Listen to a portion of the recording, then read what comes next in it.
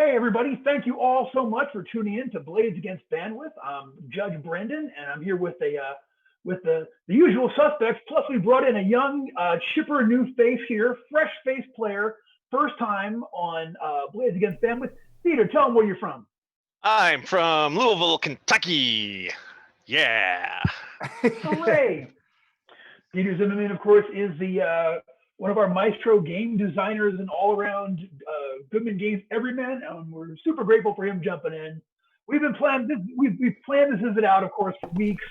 It just came into fruition tonight, so finally, so we're really glad it wasn't at all a last-minute thing, and that part is awesome. So I got one question actually. I was going to ask it before we went live, and I forgot. But did I give out experience points first up last time? Yeah, I thought you gave like. I don't remember. Did I write them down? Story points? Experience. Yeah. Oh no. I don't know. I don't think you did actually. I have written down 12. I don't know if that's right or not. No, it's from session 0 though. Oh, okay. Like to spread amongst our characters. I just piled all 12 into wigs. Also, I'm really sorry. The sun is blinding, and I look like a Victorian ghost. Yeah, you got a halo. All right, we'll talk about that next time. But let's say for last time we had 2 fights. We did lose somebody. So let's go ahead and say for all of the last session, everyone got 7 experience points, and that includes Dieter, the dwarf, gets 7 experience points. You should be starting with 10, so you'll have 17 to start off with. Okay, great. Cool. All right, so so when we last left off, you guys had just fought what appeared to be at first 2 giant pillars coming out of the floor in this room that you had discovered. But rather than that, it turned out that they were giant eye stalks. So Carmen cast a spell that trapped one of them beneath. One of them we blinded and chased out below. Then we attacked it, and then it came back blindly swinging, and unfortunately killed our dear friend. I can't remember the whole name. Jeff, what was your elf's name? Yes, it was Frethia the Spirit and Queen Munali. Yeah, which is who shall be forever missed as one of the more interesting characters I've ever educated in DCC. I didn't like him.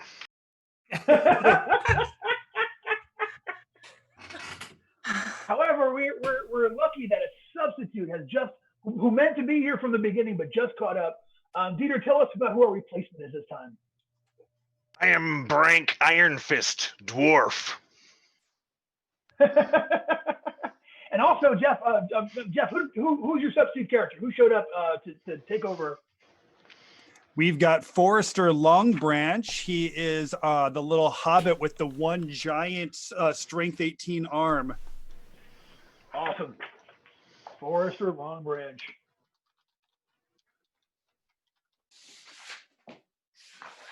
Awesome. Well, that is fantastic. So I think we're ready to go. Last thing, if you guys could do your change your names to your character names real quick. Then we are officially rolling. And for y'all watching at home, thank y'all very much for tuning in. And we appreciate you supporting Goodman Games online and our Twitch channel. And we are very, very, very grateful.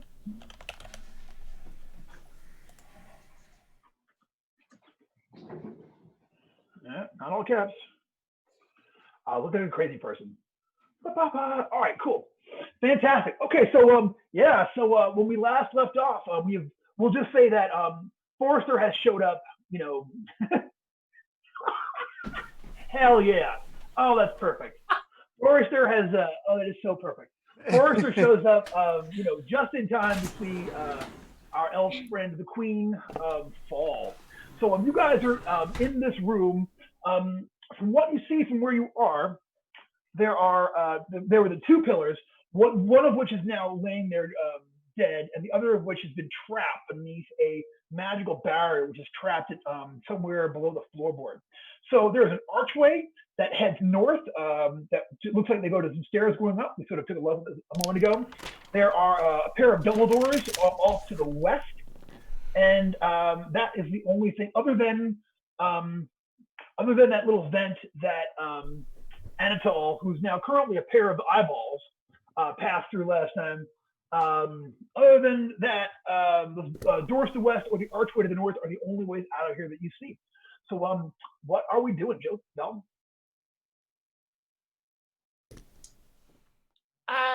Is Queen Mona Lee, is her body close by? And we have, can I take her fingers and toes? Por favor. I mean, it's for a smell. It's for the good of the. It's what she would have wanted, I feel like. Jeff, you know what I'm saying? Okay. Oh, absolutely. Right. Yeah, it takes you long enough to cut off all of her fingers and toes and sack them up, and I'm gonna roll for a wandering encounter. We've been lucky so far. Oh, what's gonna happen? Also, would people like to know other things that she's carrying that you might want to grab? Yes. She has 5 silver arrows. No. She's got 5 gold pieces. Okay. Parchment and a quill pen. No. Other than that, it's just like dagger, hand axe, longbow. All right.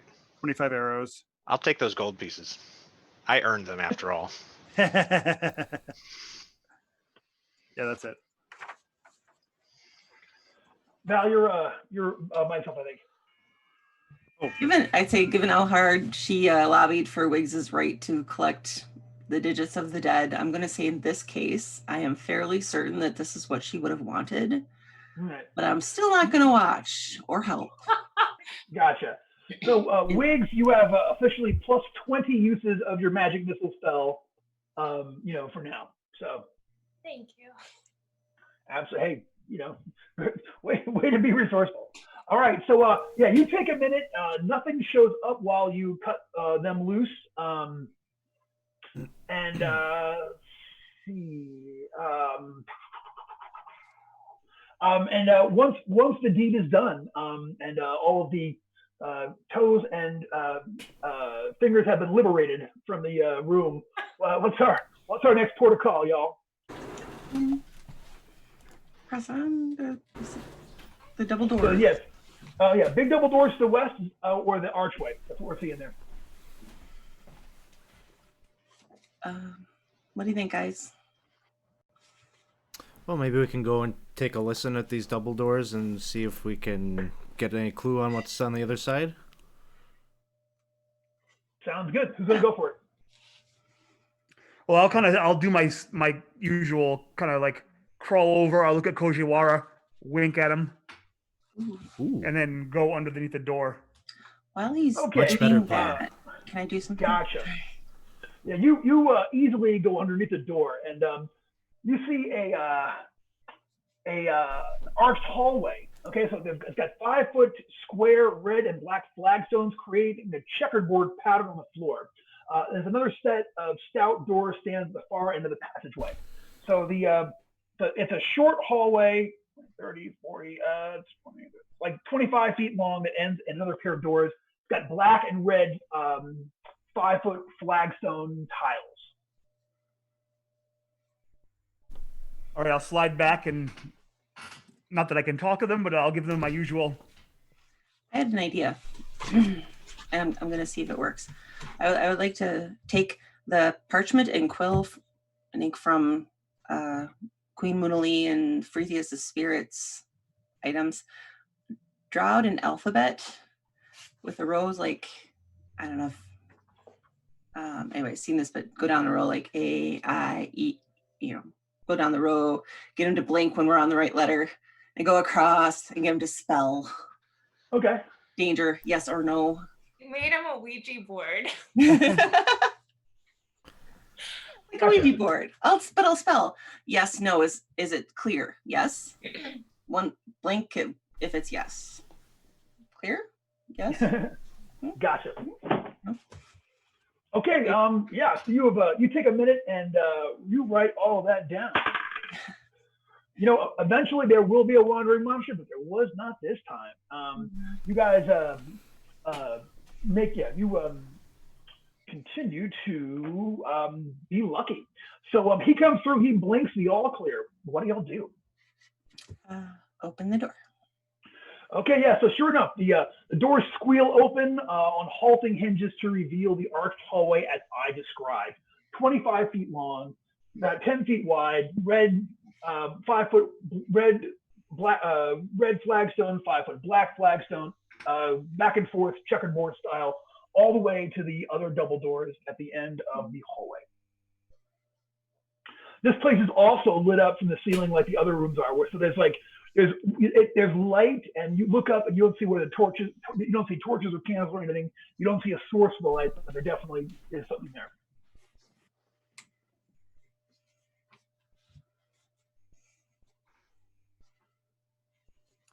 Brendan, the walls look clear. Yeah, you don't see anything on the walls. They just I'm not super keen on going on these tiles because God knows what's going on with the red black stuff. So I'm gonna try and move across on the wall. You got it. You slide up the wall and are able to move across, no problem. You get to the far wall where the other double doors are without incident. So now y'all see Anatol's eyes are now on the other wall by the door. You know, I know this is crazy because I can't actually manipulate it with hands, but I was a thief. As I'm making my way across, I want to look for any kind of signs of where there might be a trap, whether it's like holes in the wall, anything dangling from the ceiling, anything that would expose on what's going on with these tiles other than them just being painted. Yeah, give me a detect trap check. I get a 7. Is that with everything? Yeah. All right. Yeah. You go down there and give them a real look, a real hard look. You know, you're at a weird angle and you don't spot anything. So maybe it's cool.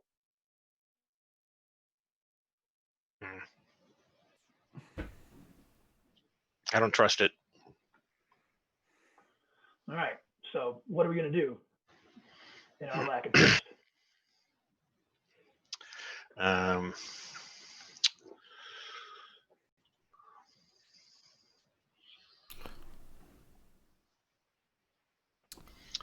Did we have somebody that had a 10-foot pole?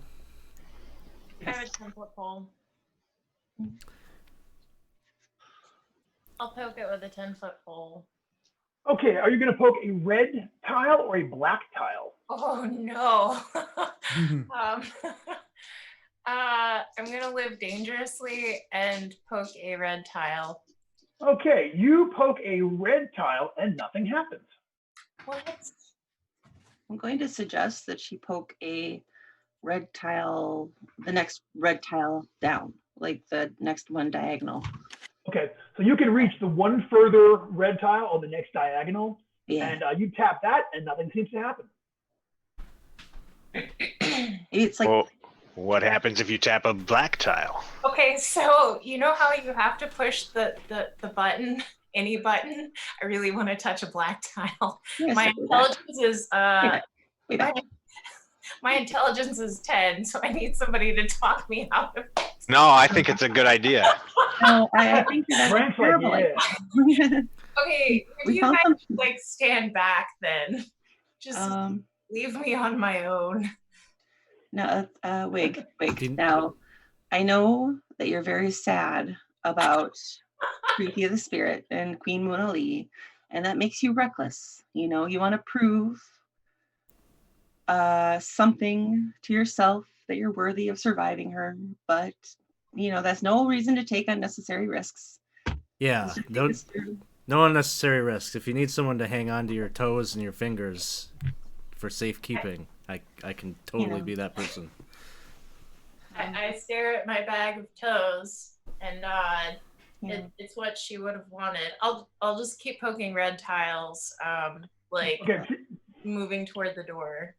So you're going to actually walk out on the floor to the next one? Because you can reach those two with a 10-foot pole, okay? Right. You want to Okay. reach the next one, you have to actually move into a tile. Yeah, so I will step onto the first red tile that I tapped. Okay, so you step onto the first red tile, nothing happens. And you're going to reach across the black tile in front of you and tap the red tile beyond that. You tap the red tile beyond the black tile in front of you, and nothing happens. Okay. What if this is a MacGuffin and we're all safe? Right, no, just tap a black tile and see if anything happens. Peter, why you gotta be like that? Don't do it, Wick. You brought in an agent of chaos, Brendan. I'll proceed like that, and you guys can follow me if you like on the safe tiles, except for you, Dieter. Touchy the black tile. Unfortunately, Call him Brank. He's in character. So. I just remember T. Martha has to look at Brank and see what he thinks before we go forward. Do I? Oh God. Oh, I forgot about that. Yeah, you got about another hour and 40 minutes at this point. I'll see what he says. So, shall we move forward, Brank? I think we should, yes. Let's do that. Okay, so you're going to move across. Am I getting this right? You're going to stay on the red tiles? I think we're going to stay on the red tiles, though. Yeah. Okay. Yeah, it's very easy as long as you don't mind going, crisscross. As long as you go from red tile to red tile, it's very easy. You guys finally get to where, like, two of you can be in the red tile immediately next to the next set of double doors without incident.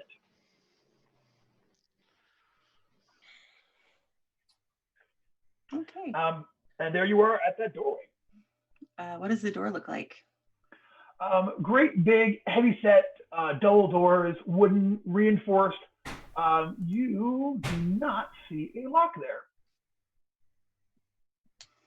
Is it latched or is it just like a? It's like two latches, and you would open them and push them away, push them out. Is my detect evil still up? How long did you have in that detect evil initially? Initially, it was 4 hours. Yeah, I'm gonna say we're in the last hour of detect evil at this point. Yeah, I'm gonna say we're in the last hour. Is that right? Yes. All right. Yeah, so you're in the final hour here of detection of evil, and I think the detect magic faded out a while back. Mm-hmm. Yes, and also that was cast by someone who's dead now, Brendan. Oh yeah, sorry. Here I am bringing up old stuff. Sorry. On Mother's Day, no less. On Mother's Day. That's just some shameful. Can we find out that Preethia had a family at home? She had somebody, and nobody's got nobody. Okay, so you were at the you're having to stagger back because all of you can't fit in that red tile. So some people were in the first red tile, some people in the tile diagonal behind that, and some the one behind that. But you're all there with Wiggs, the elf, being actually the first one to get to the door. So what are you going to do? Does the door radiate evil? This door does not radiate evil. No. Okay, good. I give Wiggs to go ahead.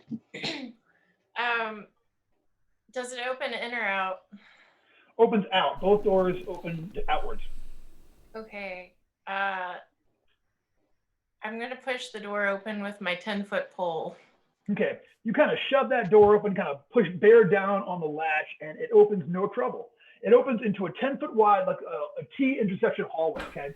So immediately away from you, there's another set of double doors, or the hallway goes right, and you see there's a door down on the right, or it goes to the left. There's a door immediately on the left, like just next to. Oh, sorry.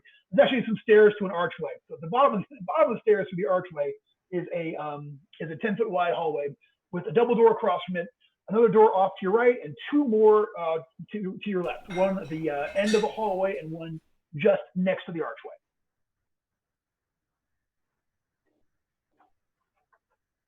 I'll start climbing on the ground, kind of heading to the left and blinking at them. Okay, so there's two doors like there's one immediately to the left that you immediately come to. There's one at the end of the hallway. They're pretty close to one another. Yeah, I'll stop at that first immediate one and just blink. All right, so the eyeballs, previously known as Anatol, have stopped next to the door, right next to the thing over there, and is giving you the, hey, should we go in? Go ahead. All right, I'll slide under. All right, you slide under. This is weirdly, this is a cozy semicircular chamber with wide bookshelves, a fur rug, reading chairs, and a comfortable-looking four-poster bed. completely out of place in the rest of this place. It looks like it's been tossed. Desk drawers are dumped onto the floor. Books are piled at the foot of the half-empty shelves, and there's a waste can filled with ash and burnt paper. I'll give it one good look just to make sure no one's hiding anywhere. That like, so when I tell them that it's safe, that I really know it's safe. Gotcha.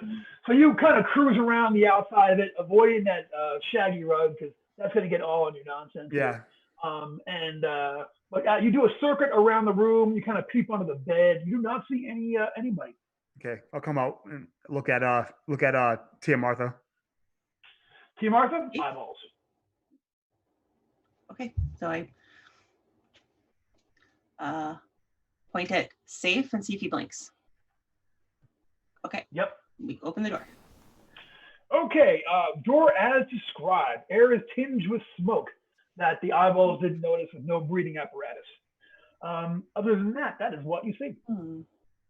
So there's a wide bookshelves, a fur rug, reading chairs, and a comfortable four-poster bed. The desk drawers have been dumped out onto the floor. There are books piled at the foot of the half-empty shelves, and a waste can filled with ash and burnt paper. So if I dump out the waste can and see if anything is not burned completely, so I can maybe see if there's anything intact. Sure. There is one piece of paper in the waste paper basket that is not burnt. As you flip, so you dump the ashes and that thing out. There's one piece of paper in there that's still, it's partially burnt, and that is what you see. Oh, I pick up the piece of paper. Okay. If I can, it's got some writing on it in the common tongue. Oh, I read it silently just in case. Okay. You can't make out all of it, but you can make out one phrase. It says, "Power of the one who watches from," and then it's burnt there at the edge. Okay. I hand it to Kojawara because he knows. Yeah. He knows book smart stuff. Yeah. So you hear the same thing. The power of the one who watches from, burnt. Maybe there's some clues in these books over here. Yeah. Okay. Are there any other doors in this room, or just the one we came in? There is. I'm glad you asked, because I have that information on the tip of my tongue, ready at all times. Nope. Yep, there is. On the other side of the chamber, there is one more door on the same wall as the one you came in. You came through a door here, and there's a door here. I'm on the same wall. I'm just gonna post myself in between those doors and keep an eye on them while everyone else does their searchy things. You are on guard duty, and if anybody comes in, I will say you have first one whack onto the floor. Anything else goes down. Fantastic. Cool. All right, Brank is posting up dangerous. What are the rest of y'all doing? I'd like to go and take a look at those books. Okay, you flip through them. Okay, a lot of them are kind of nonsense. Like a lot of them are just sort of like common tomes. There are books there about agrarian history. There are books there on language and philology. However, you do find one there's one that's handwritten in there, and as you flip through it, it has what definitely looks to you to be something along the lines of a magical ritual. Can I tell if it maybe has any connection to the paper that Tia Martha found? Okay, so you flip through the book and you don't see that this paper was torn. Like, it doesn't appear to be missing any pages. Okay, but the ritual takes a couple of, there's a few pages in there, in the common tongue describing the ritual.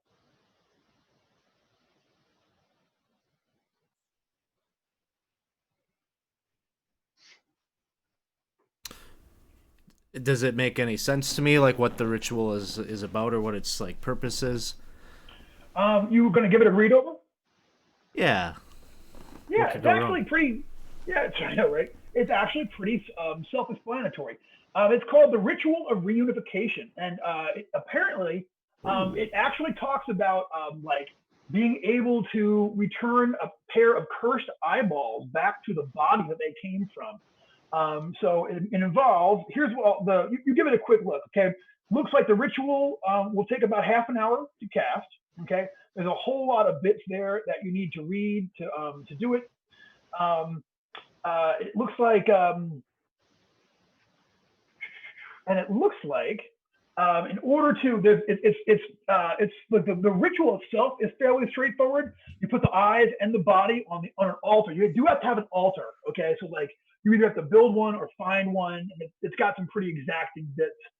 But you also need some raw materials for it, including Chody tongue, eye of newt, and owlbear fur. Dun dun dun. So I'll just get really excited and be like, Anatol. There's something in here that's going to be really good for you. Maybe. I guess I shouldn't jump to any, like, assumption that you want to be reunified with your body. But if you do choose to go that way, it seems that we've got the recipe here. A lot of this stuff is pretty obscure that we're going to have to find. The altar thing, that's going to be a problem. Well, no, there was an altar at the entrance of the dungeon. Oh, yeah. With the two sleeping guys, or the one sleeping guy. Wait, the one dead guy and the one sleeping guy. Boom, check that off the list. All right. Is that something you'd be interested in, Anatol? Aww.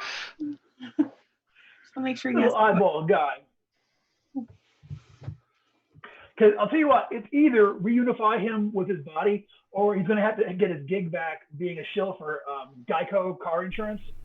He sits on a stack of money, and he looks weird, it's crazy. You know what I mean? So, Alex gets it. All right, come on, Super Bowl ad, y'all. That's a bleak life. Yeah. All right. Yeah, so that is what you see. It looks like this book,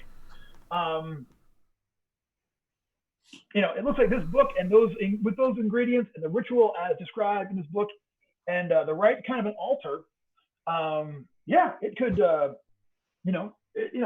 you're not sure, looking at the statistics in this book, you're not sure that the altar up front in the place has everything it needs. You might have to either build onto that or find a different altar or make a different altar all entirely.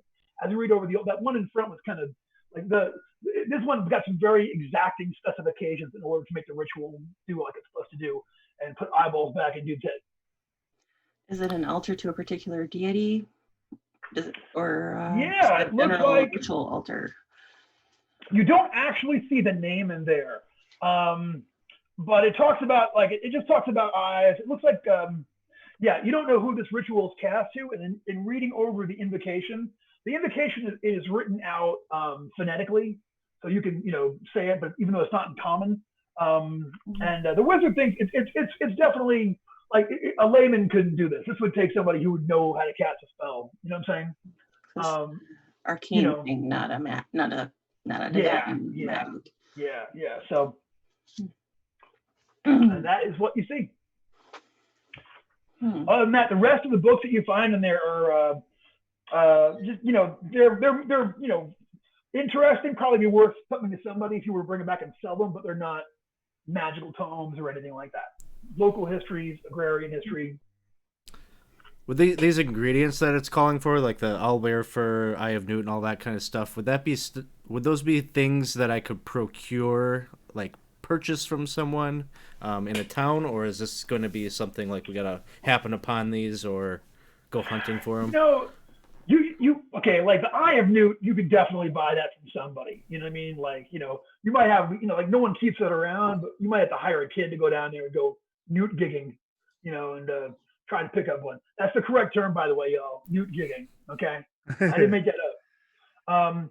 But then the owlbear fur, absolutely not. You're finding that. Like no one, it's not like in your grocer's freezer. And the Chody tongue, that one's going to be tricky. It's like Chodys are like they're a tadpole-like creature. They're from the far south. So you maybe if you made a trip down there,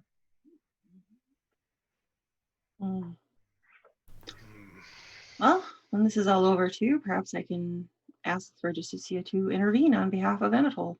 But when we have, finished here and defeated this clearly chaotic enemy of hers, what else could it be? I'll see what we can do. Gotcha. Although she didn't seem to like him last week, I have to say. We'll see what we can do. Liked him enough though to build a little communication board, so that's a plus, right? I did make one for him.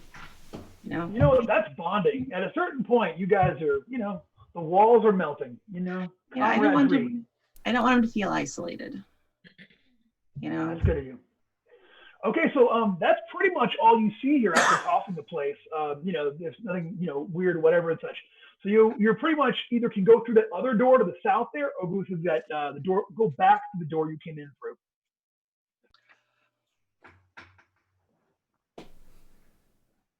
What do you say, guys?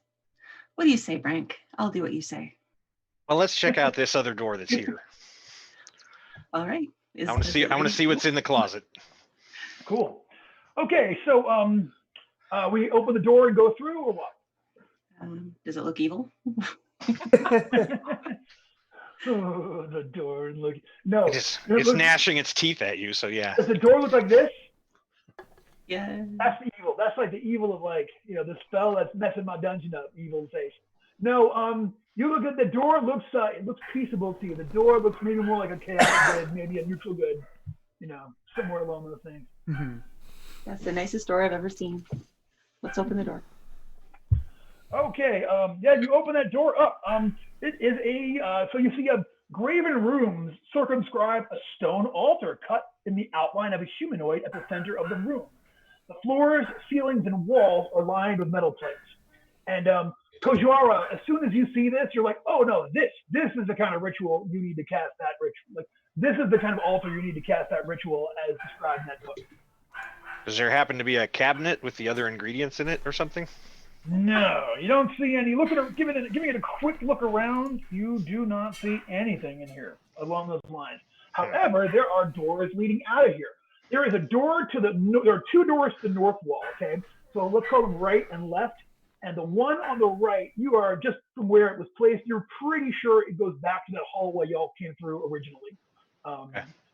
So you think that if you go through that door, it'll lead you back into the that hallway. The other door, you are not sure about.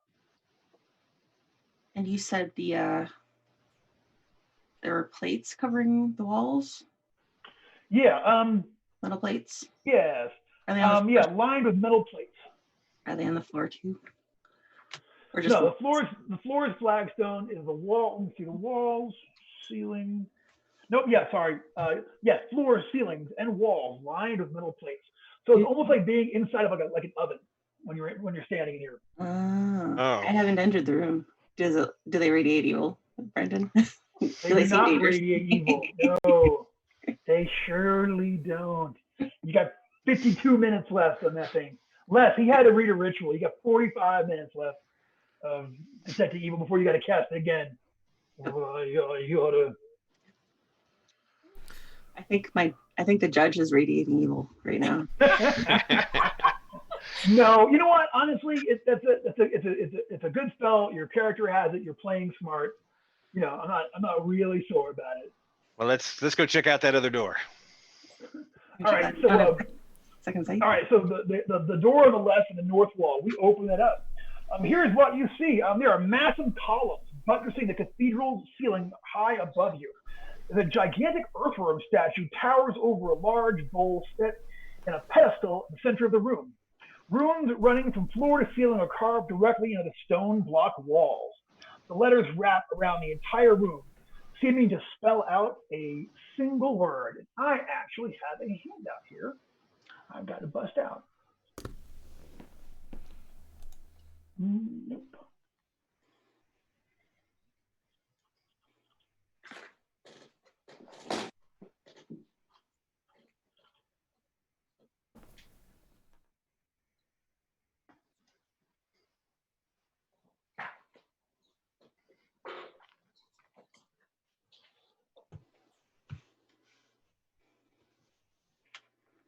Sorry, my computer's giving me a little jip here.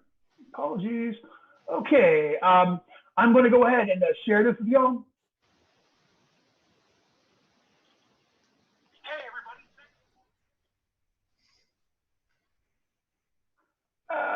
It's giving me grief. Let me try it again.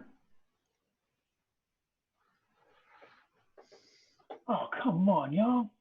Does anyone have comprehend languages? I think I do. Yes, I do. Frithia did. I'm so sorry. Her spells were so not useful. I liked her so much, though. He was waiting so much for that opportunity to come up. She was so close.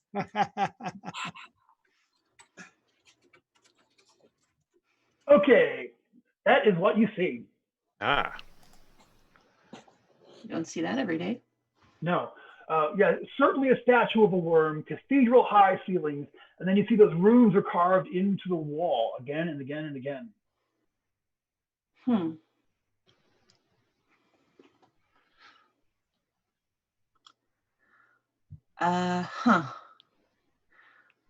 Normally, I'd say, maybe Anatole could make sense of those words, but I don't think we're going to make you go through that right now. Let's see. So, Okay, we can't understand.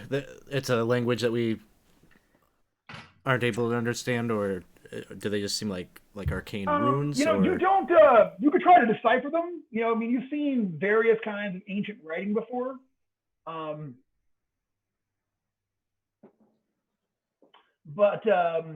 Well, let's put it this way. Your Kojiara takes a look at those and can't really decipher them. They aren't anything that they actually recognize. Okay. Brendan, to lighten the mood, I want to like investigate these words myself, but I want to do it from the front of the worm. So I'm gonna like make the worm have like googly eyes. Yo, that's the album cover. You see a pair of eyes like slithers up this worm, gets there, and like dum dum dum. Suddenly, you're here with like one of Big Bird's friends who gives those things a good reading over. You're gonna try to examine them. Yeah, I do have read languages, not very great, but I'm gonna give me a read language check. So it's a 12. If final answer, I'll spend 3 luck. Boom, roll it up. Amazon. So that becomes a 15, 16, 18. All right. So you know what? The runes are written in an ancient forgotten language, which is a predecessor to the demonic, infernal, and abyssal tongues. And it just so happens that once way back when, you stole a book that had a little translation guide. So yeah, your character actually, and I will send it to you here. Your character, you see one word in there listed again and again and again. Let me go ahead and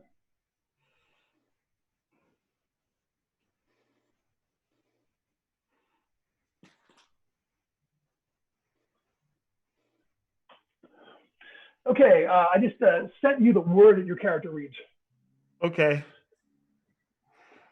I will crawl down, as excitedly as I can make myself, crawl down the worm over to Tia Martha and like motion for the parchment. Oh, okay. All right. So Tia Martha, you say Anatole's eyes like slide down that thing like Fred Flintstone coming off his dinosaur at 5 o'clock. Lands there at the end in front of you, very excited, and like gives you a look like. Okay, I'll spread the parchment out on the floor so we can get on it and like move from letter to letter. Sure. All right. Let me. Can you do that? Yes, and I'll message it to you. Okay. All right. So this takes a while. I mean, it's a long word, and you're rolling around in this for a minute. So I am once again. Y'all have the devil's own luck for avoiding wandering encounters so far. So it takes at least 5 minutes to go ahead and do that. I don't know what that is. I'll try to say it out loud and see if anybody else knows what this is. Shigazil Nizthrub. Okay, Shigas Eel Niztrub. You say out. You say it out loud to everybody. Yeah, that might Okay, be a so dumb idea. gotcha. No, you're probably fine. So here's what happens. You say that out loud, and all of a sudden the whole place shakes and dust falls from the ceiling. Special effects, y'all. My dwarf senses are telling me this room might be unstable. Yes. Dun dun dun dun. So that is what happens. This whole place gets weird down here for a minute. The whole place shakes, dust falls from the ceiling, and whoops. Does the worm seem evil now? Did I wake it up? Only one way to find out. I'm looking at it. No, the worm is just you watch the worm. The worm doesn't seem to react at all. Oh. Nevertheless, do not say that again. There are a pair of double doors to your. Well, so as you came in, there are a lot of doors out of here. There's a double door in the north wall. There's a pair of double doors to your east. And again, you are pretty sure they go back to the hallway y'all came through originally, just from positioning. You can tell it probably goes back there. There is a second door in the south wall. So you came through one door in the south wall. There's a second door in the south wall. And there's two doors on the west wall, a north one and a south one. So there's a door in the north wall, two doors in the west wall, and one door in the south wall that you haven't come through yet. Okay. I'll ask. As my, admittedly brief education as a cleric, did I happen to come across anything to do with this name? Oh, and give me a wheelhouse check. So roll me a d20. You've only been a cleric for a few weeks here, but I'll give you a hard check. So give me a d20, add 1 for your character level and whatever your intelligence modifier is. 4 total. Nope. You have not. I did not study this branch of theology, clearly. Yeah. I'm gonna say, well, let's get out of here before. Let's get out of here. Let's move on. Gotcha. Obviously nothing. So, are you guys going to? What are y'all gonna do? Pick a door, any door. All right, I pick a door. Frank told me to pick a door.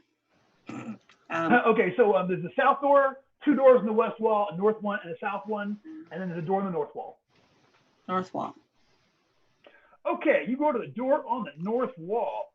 Okay, as soon as it opens, a cacophony of growls, hisses, and shrieks erupts as soon as you open it. I close the door. Iron. You shut the door? All right. So for a moment, you hear all, "Wow!" And as soon as Anatole just shuts Tia Martha just shuts the door, and it's like, well, nope. I wasn't ready for that. That sounded interesting.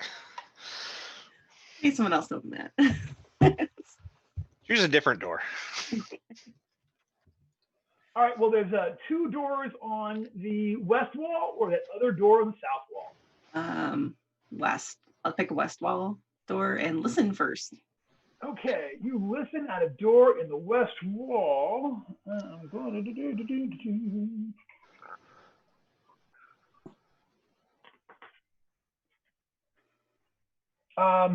You don't hear anything. It sounds quiet to you. Anatole, would you mind taking a look before we go? I'll head that way. You're going to go into the door to the. Yeah, I'll do my usual. Okay. Yeah, you slide in underneath there. Okay, so when you do, here's what you see. You see this place is, there are tall bookshelves arranged in neat lengthwise rows and stacked against every wall, packed with a wealth of tomes in every size and color. There are comfy reading chairs and tables gathered along the northern side. And there's a thick book lying upon a wooden lectern facing the entryway. So you're looking, like when you come in, you got to like look straight up at this, to you, pylon high lectern. And there's an open book there. It's kind of like facing from where you are, it's facing the sky. Okay. All right, And so don't. as long as I don't see another humanoid of any kind, I will slide back under the door. Gotcha. Yeah, you slide back under the door, and y'all see Anatol's eyes come back out from under the door and give you guys a. Okay. Open the door. Okay, yeah, it is as I described. There are bookshelves, there are tables with really nice, considering this is an underground layer, some considerate guy put there's wooden chairs down here with cushions, and it's a quiet little library. Books are boring. I'm just gonna stand outside. All right. What is? I go look at the book on the lectern without looking at what the pages say. Like look at the spine. Does it say anything on the spine? Okay, so you kind of lift the book up and just look at the spine. The outside, it is a leather-bound journal, but there's nothing on the spine to identify it. All right, I'm gonna look at the page to see what page it's open to. Okay, it is open to a page. You kind of give it a look down. What's your previous job before you got to the adventuring? Costermonger. Yeah. Costermonger, gotcha. I sold fruit. Yeah, as you kind of took look down the list of things, and it is a list of book titles, and they have it looks like they have a kind of a number system with them, like a letter and number identifier. So there's a whole bunch of books that are listed alphabetically, and then it's got like a number and a letter with each one. It's an impressive amount of books. This thing is, there must be thousands of volumes in here.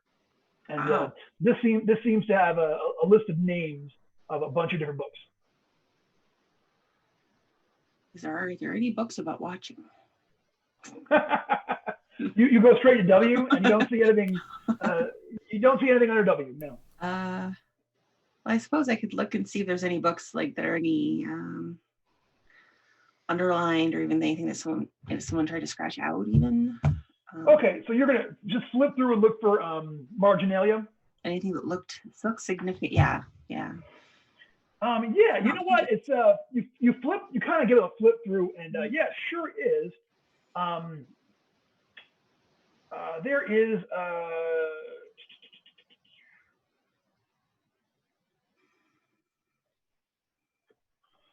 yeah, so you know what? You actually see next to one, those same rooms that you saw in the room with the worm statue, those rooms that you saw that were written all around the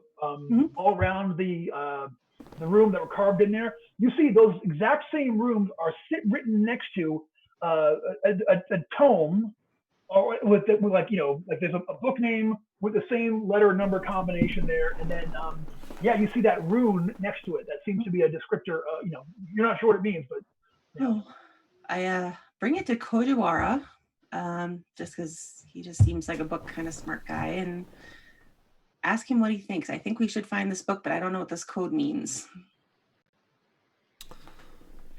Does it make any sense to me? You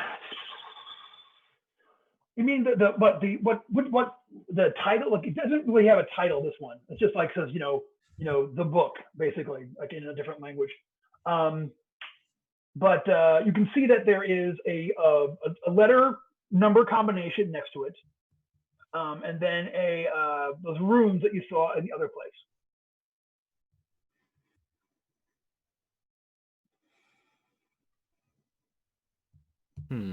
Maybe I will have my hand take a look at this and see if it makes any sense, if any of this is something that he could give some clue or insight on. What's your luck score? Big think. 12. It says, this is a library catalog. How wonderful. Yes. You should destroy it so that no one can ever find another book. That is one of your worst ideas. Oh. Or is it He's my on your best hand. Have I noticed this before? He's had it since the world ender. Hey, do you Yeah. usually go off by yourself before you talk to your hand? I'm wondering. I don't think I've been very like shy about it. Okay. Probably have No, looked just like- mildly You talk insane looking into my hand and talking to it. You know, I just try to give people their space normally. But Yeah. okay. Hey, Wig. Oh well, you just told us what it is, but so library catalog. So is this like are these like points on a map of the library or something? So you kind of look around. You know, it looks like that number and letter actually correspond to a shelf, like a bank of shelves, and then a specific shelf. Imagine having so many books that you needed to have that. Like my Tia Martha's mind is blown. Yeah. Oh, yeah. Well, there's thousands of volumes in here. If I see anything about orchards, I'm taking it with me. No, wait, that one's yeah. Oh wait, it falls under looting. That's right. We called dibs. Right. So I guess do we find the book? So you're going to go and use those points there to find the actual book. Yeah. Yeah, sure enough. Yeah, you find a thick tome bound in a thick, scaly hide with a black iron clasp. Gilt embossed runes are emblazoned across the front, reading "The One Who Watches from Below." This looks like a fun read. Yeah. And I look at it for a moment. Yeah. I wonder if I should set it on fire. that's a good question. I just wait for a moment to see if my God speaks to me, and if not, maybe we need it for further on in this endeavor. So are you actually looking through it, or are you just going to hold it? Like, I'm just looking at the cover right now. Like, I don't know. the if I cover really- just says "The One Who Watches from Below" on there. I'm not going to open it. I'm going to hand it to the wizard. Everybody's being so cautious. You know, I killed one guy, and now we're all a bunch of cautious. You killed one guy and you stole another guy's eyeballs.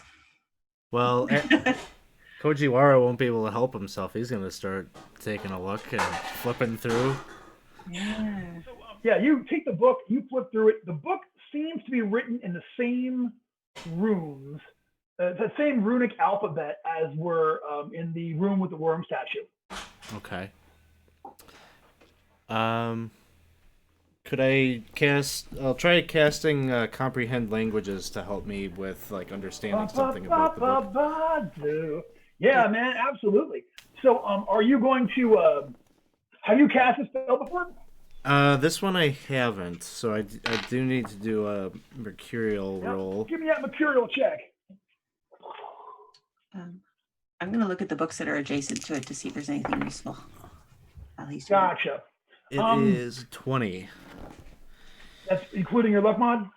Oh yeah. What was that? Oh, I don't have a luck mod, so yeah, 20. So yeah, 20. So rush of wind. A rush of wind occurs every time the spell is cast, originating from the caster towards your target. Torches flicker and may go out. So essentially it ruffles all the books and things as you're going to go ahead and do it. But go ahead and cast comprehend languages and see how you do.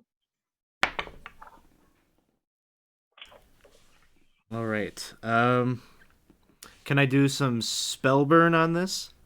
Yes, sir, you can. All right, I will do that. How many points?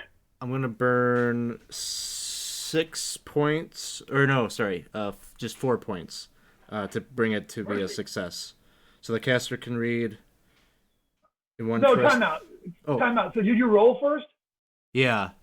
Yeah, you can only do spell burn before. You got to call spell burn before the die check. Oh, okay. Then it would be a failure. Okay, so yeah, you cast it and the spell fails, and you lose that spell for the rest of the day. Now you can do a point of spell burn to cast it one more time.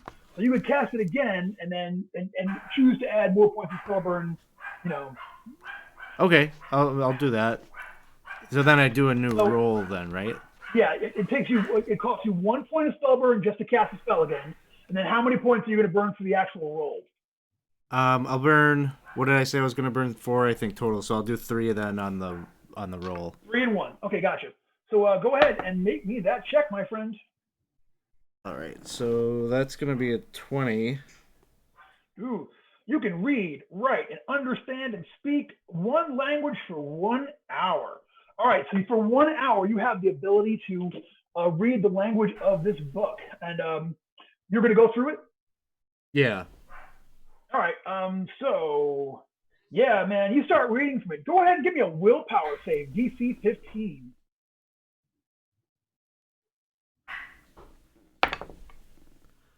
Fail.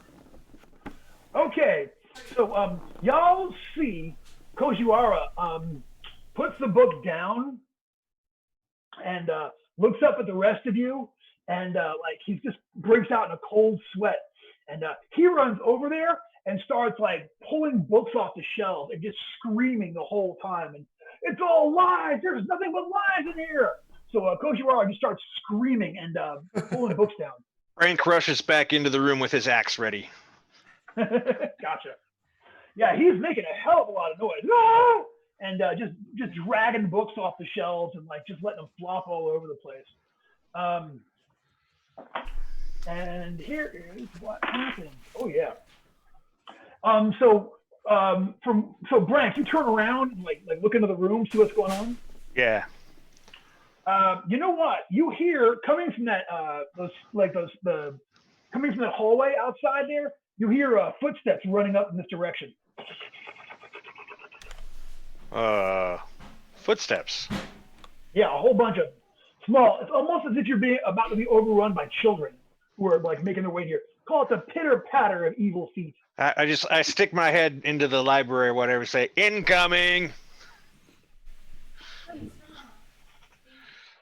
All right, so yeah, y'all hear this. What do we do? You have 1 round to react before the S hits the F, as they say. So this library that they are all in, the only door is back into the altar area. Yeah, the library from where you are. What's it? The only way. Yeah, the only way out of like you give a quick look around. The only way out of here appears to be the door that you came in from, which leads to the room with the pillars and that worm statue. And the pitter pattering noise is coming from a different door in that room.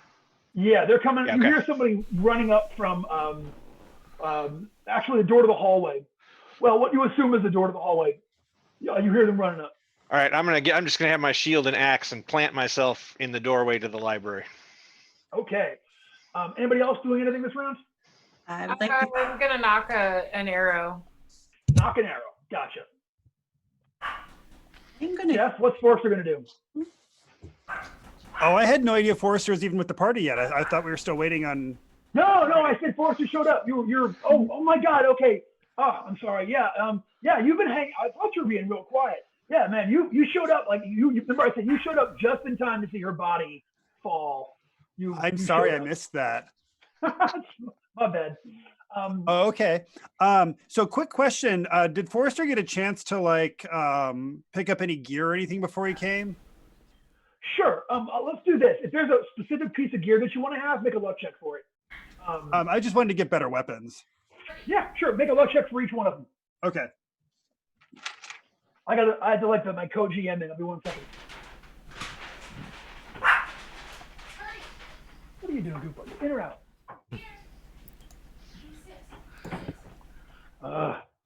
Okay. It's officially an encounter. Bobby T. Puggle is in the house. All right. So quick question about my big arm. Because normally a halfling can do 2 short swords. Can I do a short sword and a long sword? Or is that asking too much?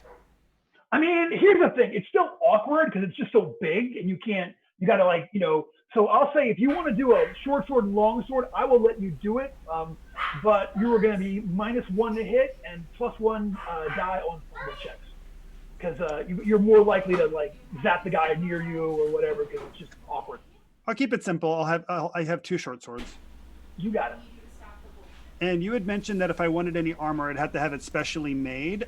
can I do a luck check to see if I've had a chance to have specially made armor, or is that that's not happening yet? Yeah, I'll say that'll leave you broke. Okay, like Perfect. But, yeah, so make that roll, luck check.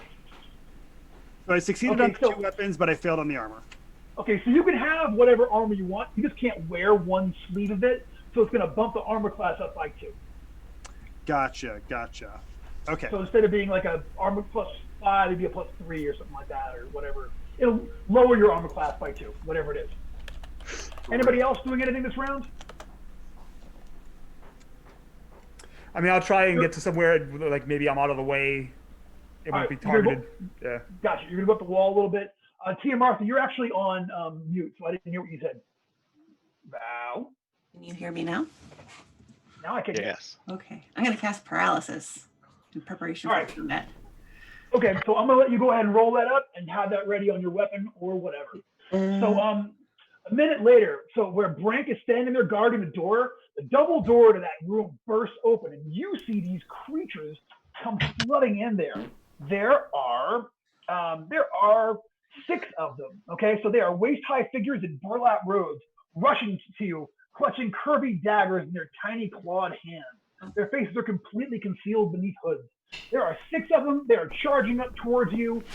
They will be there next round. So let's go ahead and give me an initiative check, SVP, for y'all's people, and I will go ahead and go around the thing. So Kojiwara, what'd you get? 11.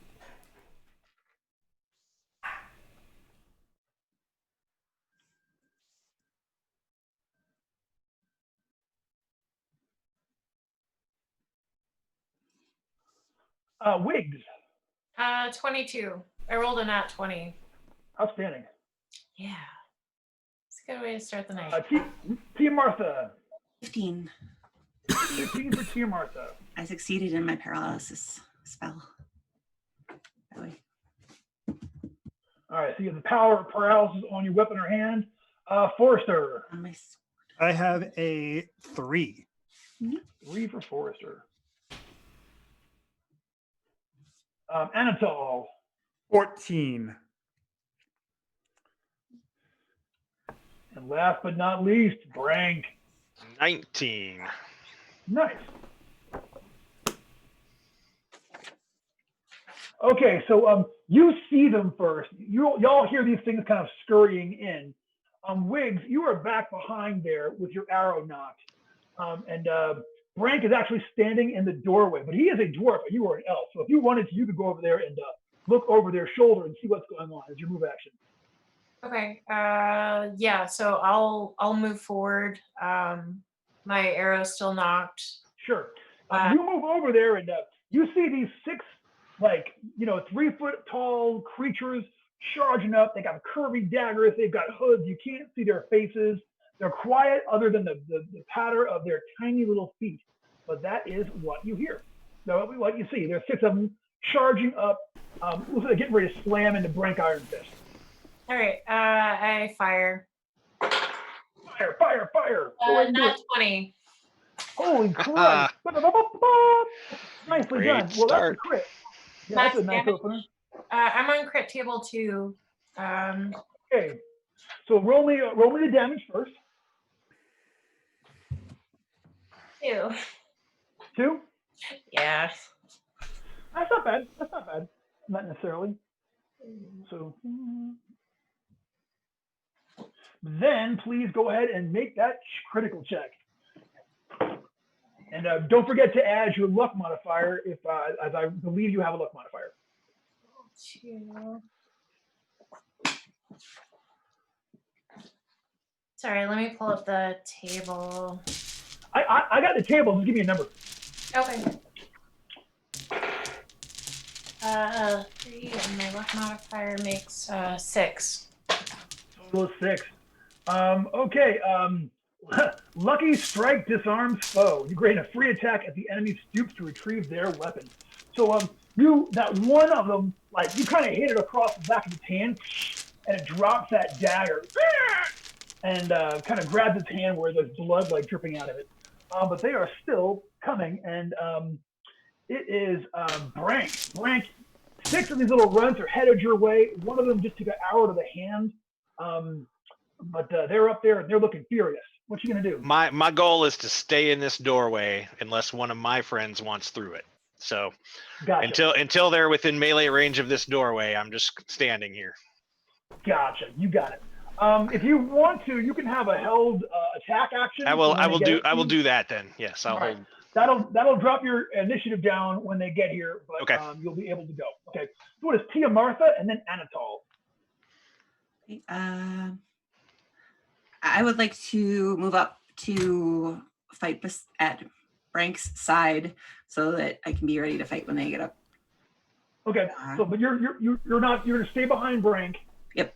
And so right now it's Wiggs and Tia Martha are behind Brank, and that is going to kind of block up that area. Like no one else can really get up in there in range. They're all jammed into the hallway. That is fine though, because Anatol. So Anatol, you're actually outside and watching as all these things rush up. So far they are not paying attention to you. I want to see. There's a huge chance this is not going to work, but I want to see if I can crawl up on one of them and put my eyes over theirs. Therefore maybe blinding them. I don't know. We'll see if that. Awesome. You got it, dude. Okay, so we'll say you have a held action, so that one of them gets close enough. You can give me an agility check to kind of drop onto their face and try to climb over and get over their eyeballs. You got it. So that was Anatol. So it is time for Kojiwara to do something amazing. Am I still going nuts? Oh yeah, sorry, Kojiwara. I'll tell you what. Give me a luck check, and the first time, as soon as you get a luck check, we'll say you've snapped out of it. Okay. So. All right. I rolled a 3, so I should be good. So you have just gotten you have emptied 4 bookshelves full of books and pulled them all on the floor, and as you're oh, you look over and you kind of come back to your senses, what the hell was that all about? Well, I think I was probably about to listen to the advice of the hand, and I was powering up some flaming hand spells to drop on all these books. But since I've snapped out of it, I will turn that impulse on these enemies that are coming forward. So I'll move over there to be in range to attempt flaming hands. Okay. When you get there, Wiggs and Tia Martha are both kind of like in the way, so you can't even really see out in the hallway. But you're in that area. And perhaps ready to do something as something comes up. So that is awesome. So they all charge up. So here's the deal. Right now, we're going to change Brank. Your initiative drops down to 6. Okay. And you can go ahead and take an attack on these things before they go there. Also, Anatol, your initiative also drops to 6. Yep. So Brank, what are you going to do? There's 6 of them charging up at you.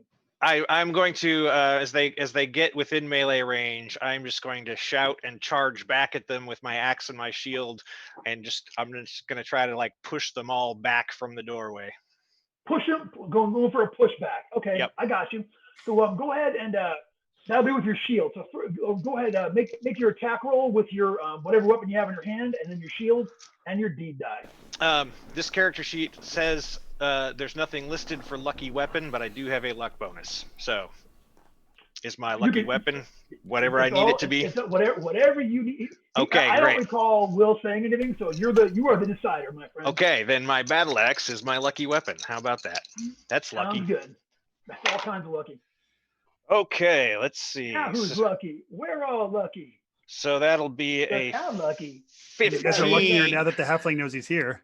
Yeah, that's a 15 with the shield bash. Okay, that's going to hit. And it's a 3 on the deed die. All right. And then it'll be a 21 to hit with the axe. So sounds good. So first, give me shield damage. The shield is a D3. Is that right?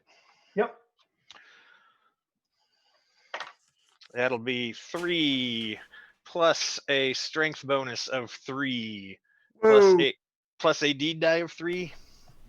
Yeah. Or 9. 9 rock and roll points. So you hit that guy with your shield and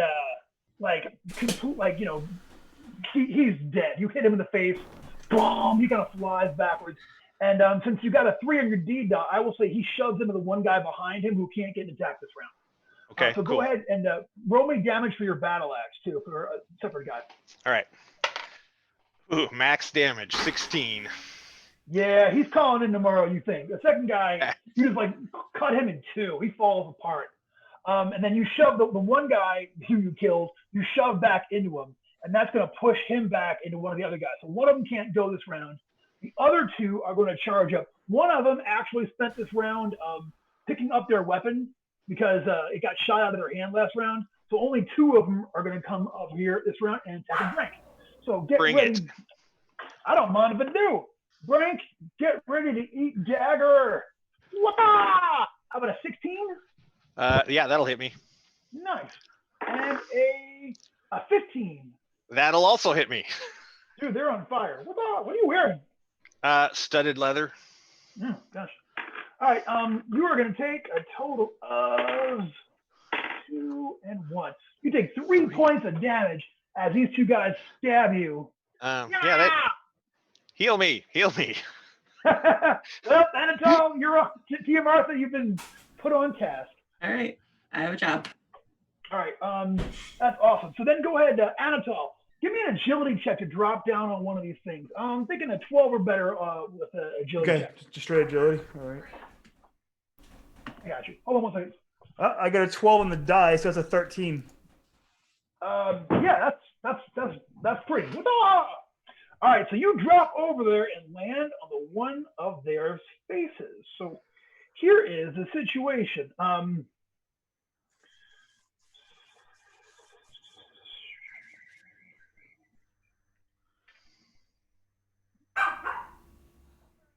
call that. So go ahead and give me a willpower save.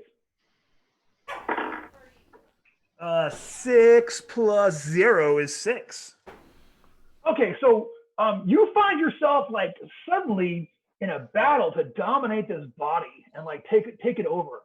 So you don't win this first round, but the creature is definitely it's definitely fighting you. For a moment there, it looked as if you were going to be able to take control of it. Oh wow! Yeah, but it resists you this first round. All right, so that is this one, Anatole.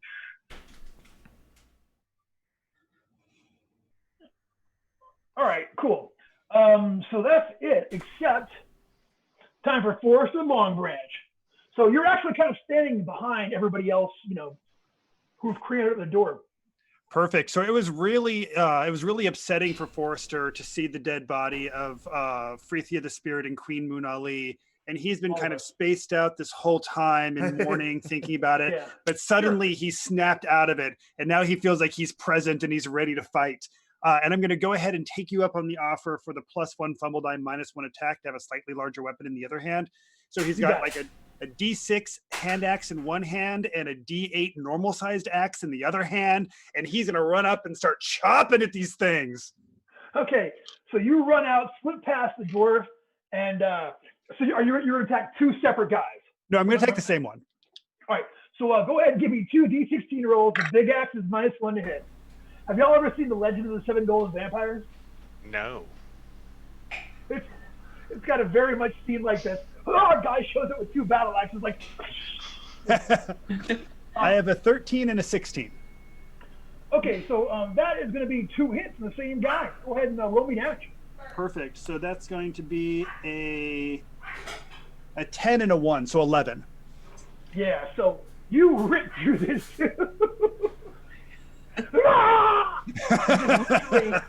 Cut him in 2 directions, and he falls like left, right, and back somehow. Like the main bit falls too. So yeah, you kind of rip through that guy. He falls down there. Hashtag murder hobbit. I know. Yeah, I you missed put the you, brick in, Forrester. So that was awesome. Nicely done. And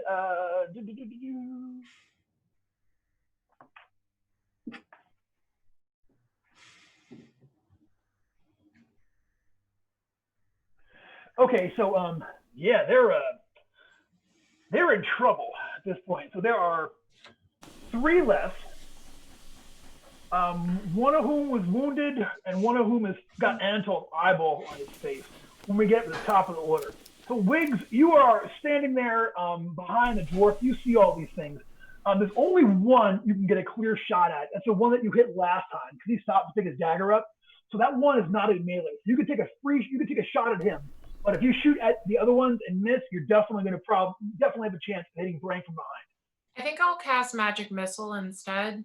That way I just hit my targets. Gotcha. Okay. Which I call that maneuver giving him the finger. What? Because she has a she Make it rain. Fingers. It rains fingers. Oh no.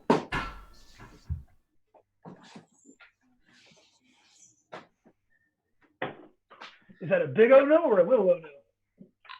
It's a little oh no. I lost the spell. Okay. For now. So you cast that spell, Magic Missile. It did not work out the way you would have liked. That's okay though. What? Oh, and you lost the finger. Yeah. So. Yeah. I'll try again later. Seems fair. Tia Martha, you are on deck. Well, actually, I'm sorry, Wiggs, did you miss it by a lot or by a little bit? By a lot. Okay, never mind. Yeah, I got like a. You got a halfling in the house now. Total. I love it. Yeah. You got a what total? Like 7. 7. Okay. Yeah. Tia Martha, your turn. All right, by the command of Justicia and Brank, I move up and lay hands on Brank to heal him. It's easy. You're right behind him, so it's easy peasy. So go ahead and make that check. What's Brank's alignment? 20. Rank is neutral. Rank is neutral, so you are adjacent. 22. He gets 3. Well, he gets 1 die because he's first level. So 1 dice. So what'd you roll? 2? 22 total. 22. So you scored 3 dice then. Yeah, 3 dice except these first level. We're using the Deschane rules here, so you can roll 3 dice 6 and take the highest 1 for your hit points. Oh, nice. That's the I like Deschane the rule. Deschane rules. Good rule. I like it. I know, right? Deschane. He sounds smart. It's going to be canon in X12 Classics. It's actually going to be committed to paper. Nice. So, Cool. right? Like this way it's not wasted. At least you get this. So Dieter, roll 3 dice 6, take the highest one. How many hit points do you get back? Wait, die 6? No, you're die 10. You're a dwarf. I'm a dwarf. Yes. Yeah, not bad. Could you just mistake him for an elf? And I get 8 back. So yeah, I feel great. Thanks. Cool. All right. So Tia Martha steps up and does that, and that's when Kojiara gets ready to do something awesome. Is there snapped out of it. Is there a way for me to cast the flaming hands, or is it still? Yeah, you can move out from behind. Brank isn't keeping people out or keeping people in. He's keeping people out. So you can slip past Brank. Forrest is already out there, so you can get out there into the room with the statue. Okay. And cast that spell. I will give that a shot. All How right. many opponents are there left? There are Ooh, a total I got a 20. of 3. So give me an intelligence check as you get out there. 13. Yeah, so there are 3 of them there, but you see that one of them has a second pair of eyeballs on its face that is trying to take it over. They look real familiar. Okay. Let's see. So my check is a 22. Spell produces a blast of fire that burns up to 3 targets for 1d6 plus caster level. Yeah, so you can get 2 targets safely. If you go for that 3rd target, you're going to also hit Anatol. Okay. I'll just do the 2 then. Gotcha. Roll me some damage. Right. 5 First points. guy takes. 5 points. And the second one is 2 points. Okay. The second one up, but the first one goes down a heap, and it's looking pretty bad. So it's time for Brank and then Anatol to go. So Brank, there is one left that's one left in front of you that's wounded, and one more. You were actually there, and you saw Anatol drop the other one's face. They're kind of having a conflict. So there's one guy, like, you can get a clean shot on. Yeah, I'm gonna try to finish off the wounded one here. I think just because I want to see what Anatol can do to that other one. Gotcha. All right. So that's gonna be a 16 to hit, and That's a hit. 15 damage. Yeah. So what had happened is, okay, so y'all see Brink like jumps up in the air and comes down on this thing like Molly Hatchet album cover style, and just rips this one in half. So the only one left is the one that's struggling with Anatol. So Anatol, if you want to, you can make that check again here. Give me a willpower save if you're still fighting over there. Word. Oof. 12. So you know what? You actually take over the creature. You are now able to control its body. All right. like, if I feel that come over, you're looking kind of alert them that it's me. I'm gonna like stop and do like a little jig. Okay, so y'all see some bizarre behavior from your pal Anatol there. Can this thing talk? Can I talk as it? Does it have a? That's a good question.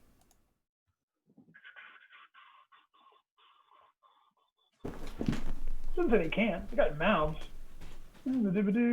Oh yeah. You can vocalize in long hisses, as it turns out. So Okay. have fun with that. Actually. Well, I guess it comes out on accident first.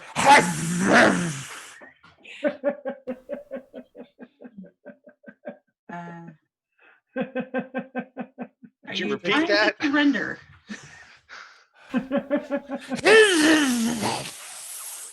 If you're trying to surrender, throw down your weapon. Thumbs up. This thing's giving you the double thumbs. Read those. Eyes. Anatol? Dun, dun, dun. Well, that's interesting. You've changed. What? Yeah, you see Anatol's baby blues on the front of this deformed little weird thing, scrunchy face with its crazy little mouth. So if he is only hissing, is it reptilian or in some way or? Let's see. Beneath them, okay, stunted body, swollen stiff joints, and a pale purple pallor. Oversized head, twisted and deformed. All their features are crammed to the bottom of their faces. So it's like blank, blank, blank, and then at the bottom of its face, its eyes and like nose and mouth are right there by where its chin should be. Normally black eyes, like an eel's eyes, but in this case, it's got his blue eyes and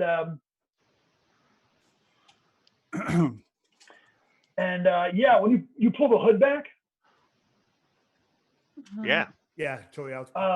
Yeah, like his skull is honeycombed with eyes. He's got like 10 pairs of eyes in this thing's head. When those eyes are able to be exposed, do I feel it empowering this thing to kind of like take control again, or I still feel?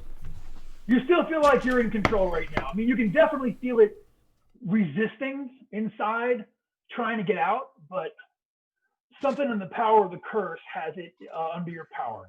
So for right now, you are definitely the driver. I'm going to drive it like I stole it, because I did. Anatol, this is pretty cool. Are you sure you want to be returned to your body? Yeah, but you can just like go from body to body. I don't think no. You can even have this body. No force. No, this body's mine. Okay, so yeah, so for right now, you have got an armor class of 11 and 4 hit points. Cool. I guess we'll find out what happens if the body gets injured. Yeah. So Shojuara, you went ahead and left, like when you went nuts, you actually dropped that book that you were looking at back in the inside there.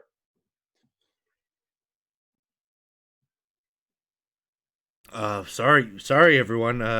there's something in that book really upset me. I don't know what it was, but I don't know if I want to risk taking a second look at it. I mean, part of me wants to, but I will entrust to maybe I could maybe take a look and see if Justicia will protect me from whatever that was that, All right. yeah. rest. You should rest. I'll go get it. And So you go and grab the book. To you, it's just runes that you don't understand. The same sort of looking runes that you saw in the room where you just had the fight with the worm statue.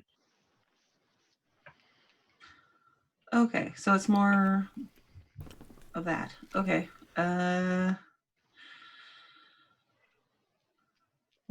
Guys, I need 1 minute, guys. Okay, just thanks. Be right back. I'm taking a minute too. Yeah, sounds good for time for pee breaks. I hope you guys don't mind watching me eat. I over napped. I was planning on eating before we recorded, and then I woke up from my nap like 10 minutes before we were supposed to start. I was like, oh shit. ooh. So we just ordered Chipotle, and now I'm eating it on mute. Nice. I was wondering how you were eating it so gracefully.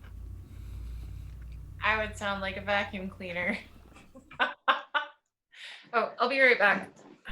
Okay.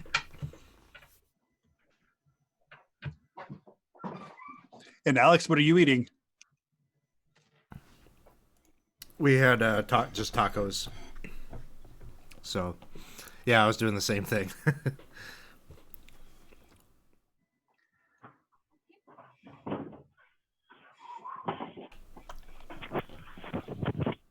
Hey, thanks, y'all. Sure. We Okay, so lost people. so what are we? Yeah, I was getting dry. Sorry, y'all. It's okay. I love Tim's background. That's adorable. It is such a touching moment. Mother is, right? and Mrs. Voorhees and her beloved son. Her baby boy. son. Her baby boy. Taken. Okay, so since we're on break here, what's everybody eating? Jeff, what do you got? I was just telling them that I overnapped. I was planning on eating before we recorded, but then my nap went too long and I woke up like 10 minutes before we were supposed to start. So I just asked Mitchell to order some Chipotle. So I've got myself nice. a little burrito bowl with some chips and guac. Lovely, lovely. Yeah. Alex, what are you having up there, Alex? Yeah, we're having tacos tonight, so Nice. When we ordered in last night was date night, and we got shawarma last night. Oh, that was exciting. After 4 days, we went to this huge thing of cabbage soup. We were eating our way through, and it was delicious cabbage soup. The tofu was great, but like after that, chicken shawarma put me back on the map. Jeff, have you had Skyline yet? No, it's Skyline. Skyline chili. It's It's Cincinnati. Ohio like chili dog. Gross. Oh, gross. that's the Cincinnati thing, right? Don't do it. Don't do it. It's terrible. I mean, at least once. You never know. Maybe chili with spaghetti is your new favorite thing. So like you should try everything once, everything. But like it But it has cinnamon in it too, right? it has cinnamon, but it's not like mole, because mole chili would be bomb as hell. It also has celery seeds, and they put it on spaghetti noodles, and it has a foot of cheese on top. So I mean, if that's your bag, I'm not gonna yuck your yum. Hey, I'll give it a shot, but I haven't really seen that in Cleveland. I that's more of a Cincinnati thing, right? It is, Yeah. But A lot of it has such a great food scene. Like you could just eat your way through a different restaurant every single night for a year and not circle back. Totally. I'm also thinking of Ohio as a Rhode Islander. So like in Rhode Island, it's like, yes, it's a Providence thing. That's 10 minutes away. So for me, like it being a Cincinnati thing, I'm like, yeah, well, so big deal, right? You're No, they're very different.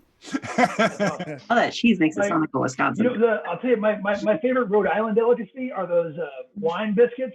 You got me that one time? Oh, Wine biscuits. Wait, what are wine biscuits? they're like it's like an Italian thing. Yeah. Yeah, they literally are. They're making like little biscotti kind of things, but they make them with wine rather than milk. They're really good. They're kind of a local specialty, and you know, that's like Really if I go to Rhode Island, I'm trying to grab you one. All right, kids. So say again. I was saying next time I visit my friends, well, now they live in Connecticut, but next time I go that way to visit, I'll try wine biscuits. Hook them up. So, okay, you guys are still in the library. There are dead little guys outside there in that room with the pillars. There is a Anatol. It's got a body and everything and a little smushy face and a hiss voice. So that's exciting. So what are y'all going to do? Are these things wearing clothes, and do these clothes have pockets, and are there things in the pockets? Okay, they have like burlap style robes, and you're gonna pat these guys down and see if you find anything inside of there. Guy had they all have a curvy small dagger, and they all have darts. Each one of them's got like 3 darts like tucked into their belt like their rope belt under their robes. I think I'm going to burn this book. Sorry, how many darts per corpse? 3 darts per corpse. So you can get a hold of 9. There's 6 of them, so that's 18 darts minus the 3 that Anatol's wearing, in case Anatol wants to give up his darts. Who knows? I'll take 3 darts. Take 3 darts. Yeah, you know, I'm going to take one of my flasks of lantern oil and pour it on the book. Tia Martha, Yes. before you light it on fire, Yes. does anyone have a mirror? No. I do. I have a hand mirror. Your makeup's fine, honey. No. Wiggs doesn't wear makeup. So Well, you look nice then. not with an 8 personality, but thank you. So other greater magicians than I have told me that you can sometimes read hidden written messages, like they're written, you can only read them in a mirror. Before you light that on fire, can I borrow a mirror and test that out? Here you go. Sure. It did make Kojiwara go a little crazy, so be careful. Okay. So Wiggs takes the book and examines it with a mirror, trying to find any like hidden secret text within. You don't. It makes all of the runes that you don't know the language of that runes anyway, and they're all backwards now. So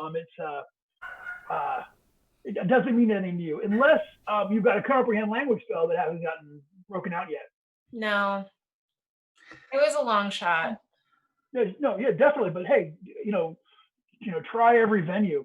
So are we done? So what happens now? The mirror check doesn't work.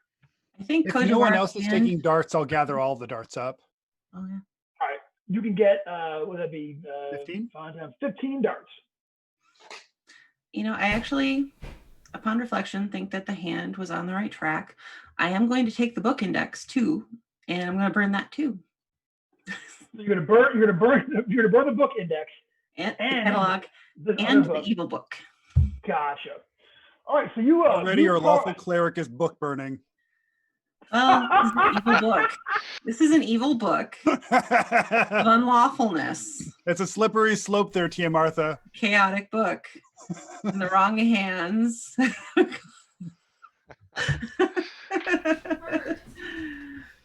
Tomorrow, Pippi Longstocking. You want to control what people are reading, you get rid of the material. Gotcha. All right, so you pour the oil on these things and light them on fire. The index book and that book that made Kojiwara a little bit crazy. As soon as you light them up, all of a sudden you see the other books on the shelves, all the ones that like Kojiwara dragged down on the ground. Like they all kind of like sprout eyes, each pair of them. They're gonna fly up. They all kind of like flap up like almost like a flock of birds, and it looks like they're getting ready to come and slam their book sides upon you. So go ahead and give me an initiative check because these things are about to come Gotta beat my 13 to beat the dealer, kids.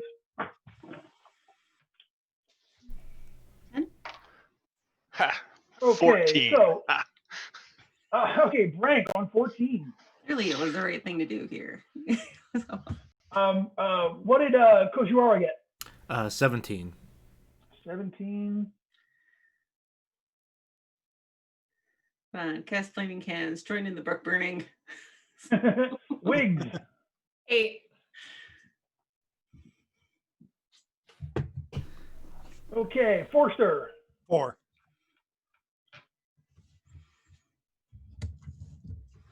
And Anatol. 3. Okay, so Kojiwara, you actually go first. There are a whole bunch of books with eyes on them that are taking flight and coming in your direction. Well, when the demonic hand and the lawful cleric both agree on something, I think you listen. And so Books must be neutral. We call for- that an axiom. I'm gonna go back to the well and try flaming hands again. Okay, I want to see you do it. And that's Cast the spell. I'm gonna need to burn some luck to make it have any effect. I will do it though, and make it a 12. So whatever the minimum effect here is, I think it's like a point, maybe. 1d3. Roll it up. 1 point of damage. I'll tell you what, though. So it only did 1 point of damage, but it looks like it was way more effective than you would have thought. That fire, they didn't like that one bit.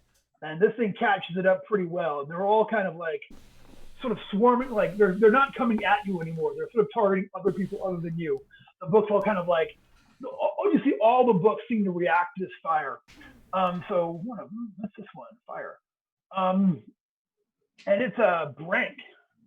I'm gonna rush in with my shield and just try to protect Tia Martha, my personal healer.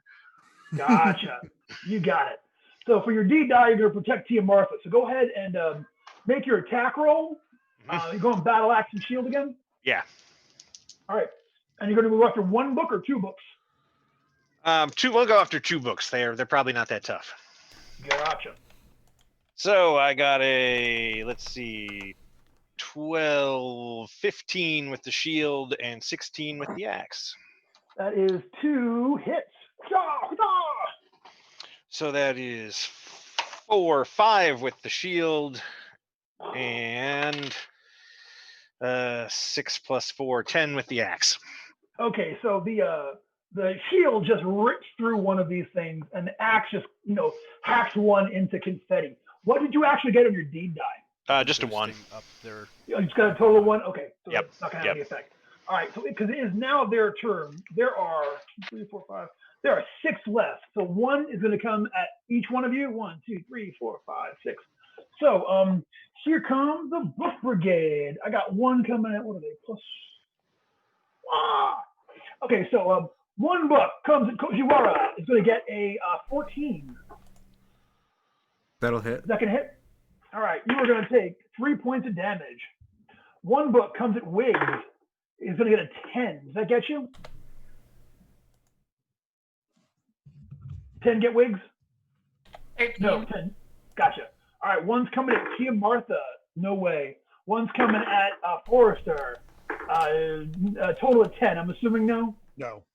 1's coming at Anatol with your new armor class. For Which is being 11. 11, yeah. You're getting hit. You take 1 point of damage. And 1's coming at Brank. And it's going to get a 10. That's a miss. Nope. All right, so these books are all, it's like being in the middle of a flight of like aggressive spiny birds that are all there slamming on you guys from all directions. But you're still there to fight another day. So it's Wiggs and then Forrester.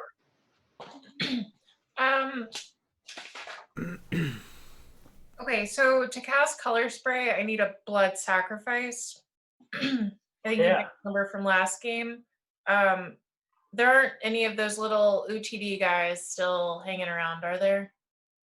No, they are all, well, there's one. Real pretty eyes, though. Oh no, I'm not killing Anatole. He's been through enough. I'm gonna buy him some Visine in the next town, though. All right. So just like last time, I will. I'll make the blood sacrifice my own. Yeah. So you'll do at least 1 point of spell burn Yeah. to add to that spell, and then go ahead and make your spell check. Okay. I think that's a fair interpretation for that. Blood So last sacrifice. time, I think you had me roll on a D16 for that, since it was a self-sacrifice instead of a D20. Is that true? If you're gonna do a full point of spell burn, I'm gonna give you a D20 on it. Okay, I'll do that then. All right. But it also costs you a hit point, so you lose a hit point too. Okay. So go ahead and make me that spell check for the spray dos colores. Okay, the dice that likes me. There it is. All right. Oh no. Oh, It's a 5. I lost the spell. Ah. You didn't get a 1, right? You didn't roll a 1? No, I got a 5. Just checking. Yeah. So you cast that spell. It did not work out. Like your blood sacrifice was rejected by the outer powers of chaos, and that is not going to work out for y'all. So fight. Whoops. Fight continues. Gosh, my office is a chaos. Fight continues. It is Forrest and then Anatole. Forrest, there are books every place, man. All right, I start running up with my axes, and I'm going to chop up one of them books. Okay, so both attacks at 1 book? Yeah. Okay, do it up. Okay. Got a 12 and a 4. 12 is going to hit. Give me some damage. Okay, that's going to be 5 points. Boom! You rip a book out of the air. He takes the cover over. It's a remainder now. They can't sell it. That was for you. That was for you, Dieter. That was for Clearance section. you. Yeah. Mm-hmm. Beautifully done. It is Anatole. Anatole attempts to scream, "Stupid books are for losers," but it just comes out as a hiss. And I got an 18. That would be a 19 after. Yeah, man. Give me a die 4 dagger damage. For 1 curvy dagger. A whopping 1 point of damage. Well, it's not your best time ever, but I'll tell you what. Give me a luck check. Roll a D20, roll low on your luck. No, I didn't roll into my luck. Okay. So, you scritch one pretty good, but it is still up. So there are 1, 2, 3, 4, 5 left at the end of this round. It's the top of the order. Oh, you didn't go? That's gone. What was your initiative? 10. All right. My bad. Okay. Hey, it's your turn now. My bad. I apologize. I was confused. I have a question. Do these things strike me as unholy? Because they kind of strike me, the player, as unholy. Yeah, I would like to turn unholy. You want to try to turn some unholy? Yes. I'm going to turn I want to see unholy. you do it. Yeah, give it that shot. All right, that is a 20 total. So at 20 total. I heard you, gosh darn it. You know what?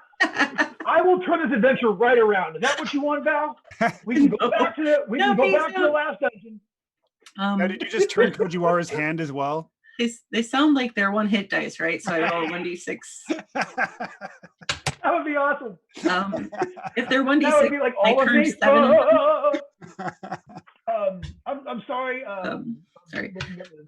If they're 1-hit die, I turned 7 of them. Yes. So the rest of the books, it's like that raid commercial, and they all just flutter off and hide. They all go back to like Dewey Decimal 999 and fly off in the corner and are hiding from the power of Tia Martha and their faith. Well done. So these books all fly away and they all dip off. So what are y'all gonna do? I'm gonna run up to the bookshelf and keep hacking at the books. This is the first time I've ever had fun in a library. Yeah, you can knock the shelves over and use some more of this lantern oil. Let me take a look here on turning unholy. I'm pretty sure. Yeah. I didn't get a holy smite. Didn't quite.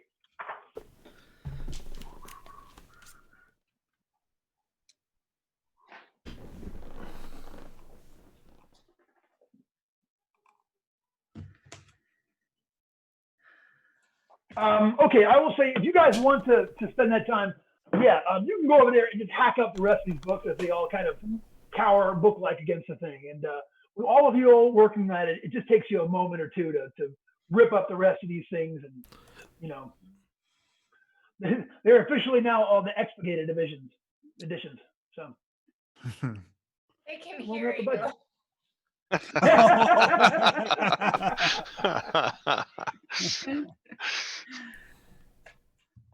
Outstanding. Okay, so yeah, all these books are dead, and go ahead and take. You know what? For the last 2 encounters, take 4 experience points each.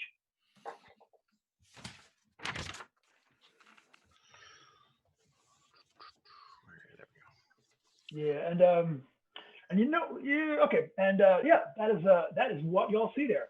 So yeah, these things are all dead, and you have burnt up the book that was making Kojwara feel bad, and that's it. There's only one way out of here, is that one door, or y'all could do something else. What do we get into? Find another door to open. Yeah, I'll go over to the other door and I'll look at Tia Martha and those guys. And Gotcha. So you wander out there. So there is either the door on the north wall, or there's 2 doors on the west wall. Door to the left, like a north wall, like a northern one on the west wall, and a southern one on the west wall. just because it's my nature to do this, I'll essentially go clockwise. So I'll go to the first one to my left, and then I'll look back and. Gotcha. And you look back? No. Follow him. Oh, Okay. Yeah. What do you go up to that door and what do you do? Yeah, I'll look up and I'll do the one that opens it. Like I'll stop to listen first, and then I'll just open and go. As long as I don't hear, something growling or anything. Yeah, you don't hear anything.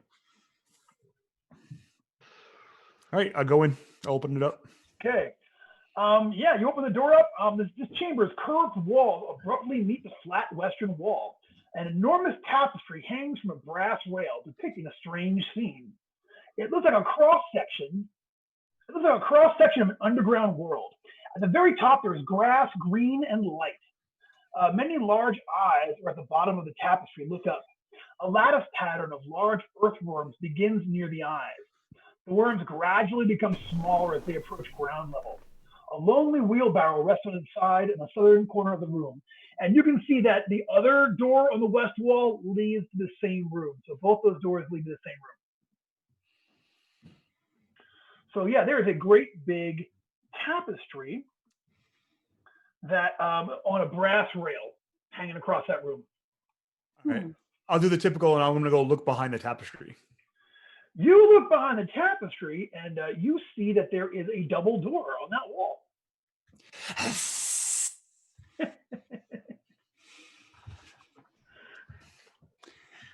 I'd like to walk in as well. Is there anything in the wheelbarrow?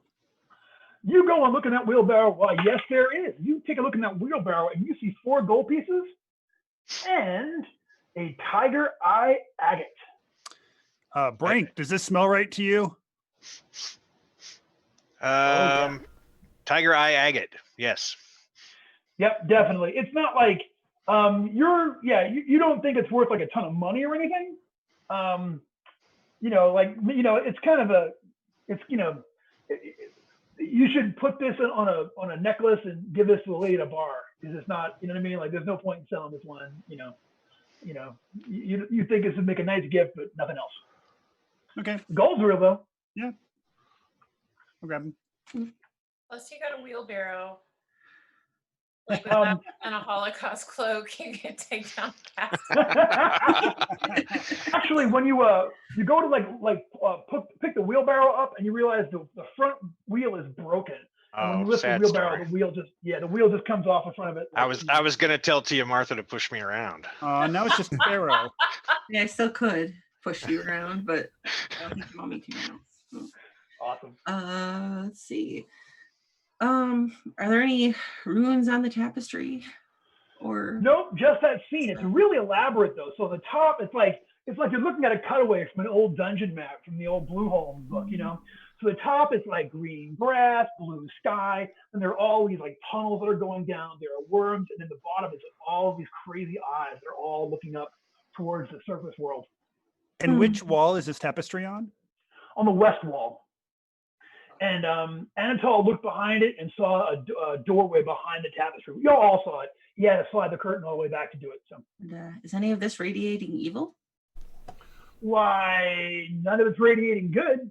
You don't have any immediate. I mean, okay. Again, I'm leaving the whole place has got a low-level evil vibe as I described, but you don't see anything, particularly evil, Mm-hmm. All right. Well, I suggest 20 minutes. we open the doors then. All right.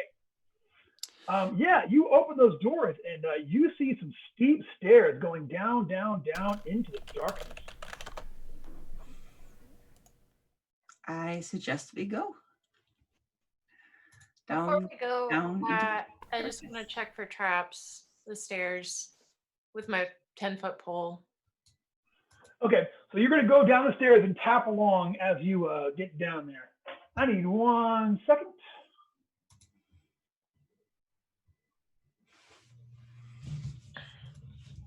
We'll just say I'm checking for secret doors along the way too. Gotcha. Yeah, you do not. You tap your way down along the stairs, and you sort of like feel your way along the checking for secret doors as you go. You do not find any, but you come out into into a room. So curving stone stairs lead to a natural rock cavern. Flaming braziers flank the bottom landing, casting light over half the room. Sickeningly sweet smoke wisps from a brass censer, barely covering a rank, musty odor. The cave slopes downwards into inky blackness.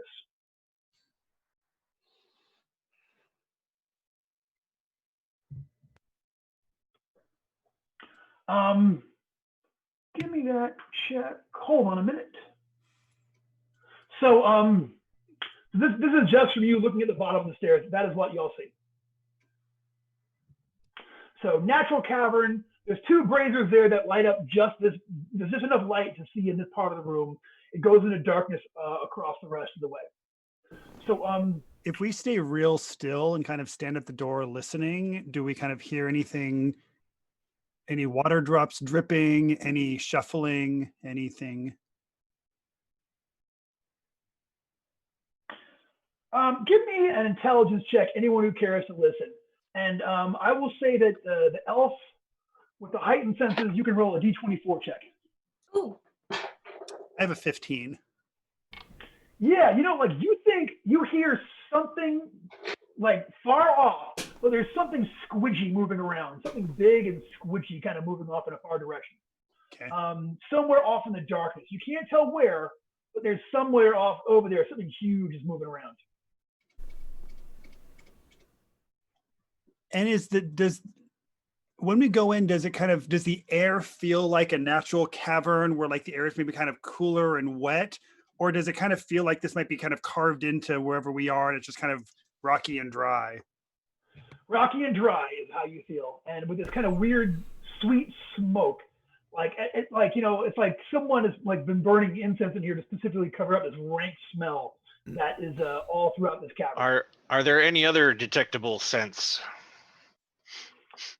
You're going to concentrate on some testing. Yep. You know what? There's a little bit of gold somewhere up off to the north side of this area. A little bit of gold. There is some gold, friends.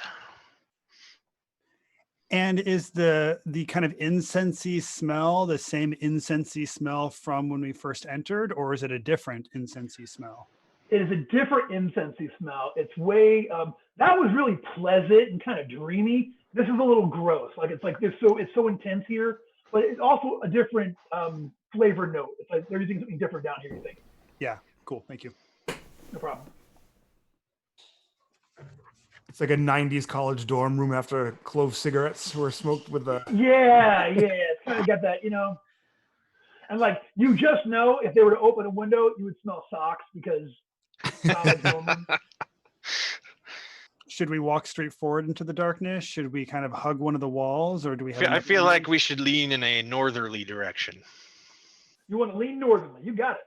I'll gladly go first since I'm hoping that if I die, it's not my body and I'll just kind of slide off again. But yeah, are you actually inhabiting that body, or are you just controlling it? Like if I poke you, do you feel it?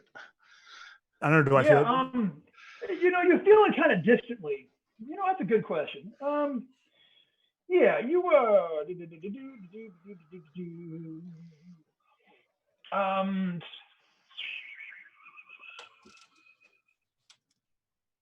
yeah, like you feel okay. You go over and poke him, like you feel it, but like not like it doesn't hurt. It's just like distantly, your brain is feeling something, and you can still feel that creature trying to escape your control. And you can feel it like, stop poking me, you vile thing. Okay. But you don't. To you, it's kind of like muted, like way.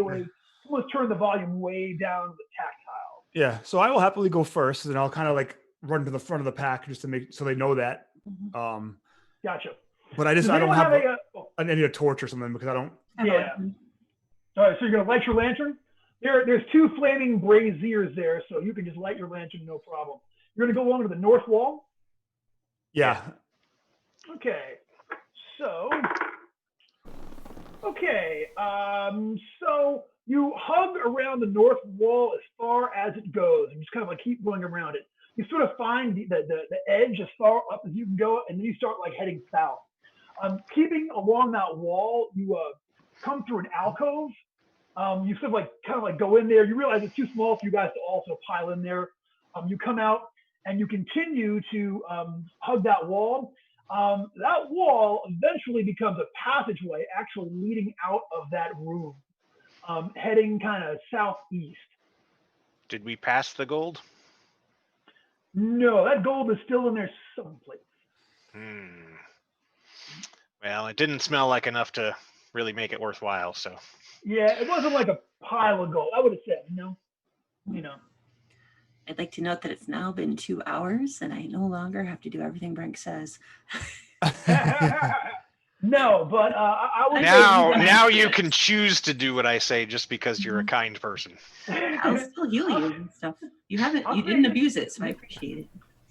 You have an hour. Yeah, you have an hour left of taking orders, and I'll say like half an hour left of detect evil.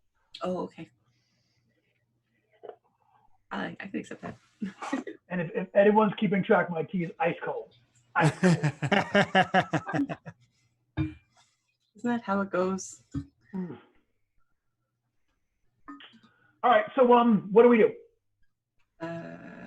We could go down this passageway, or we could go back out into the larger part of this cavern room and keep going south until you see that direction. I mean, we're in a cavern. I sort of trust the dwarves' opinion.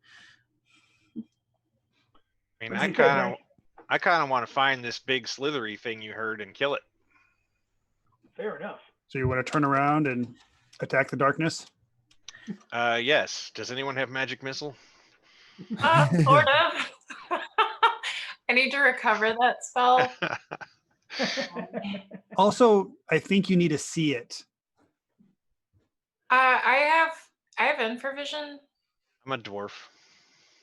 You have infravision, but the lantern is screwing it up right now. Okay. So you have to back away from the lantern and get out of its radius light and let your eyes adjust for your infravision to show you anything. Okay. Do we want to turn off the lantern for a moment?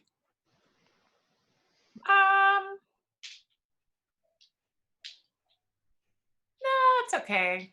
I can get ahead of you or go behind you. It's 60 feet. I don't know.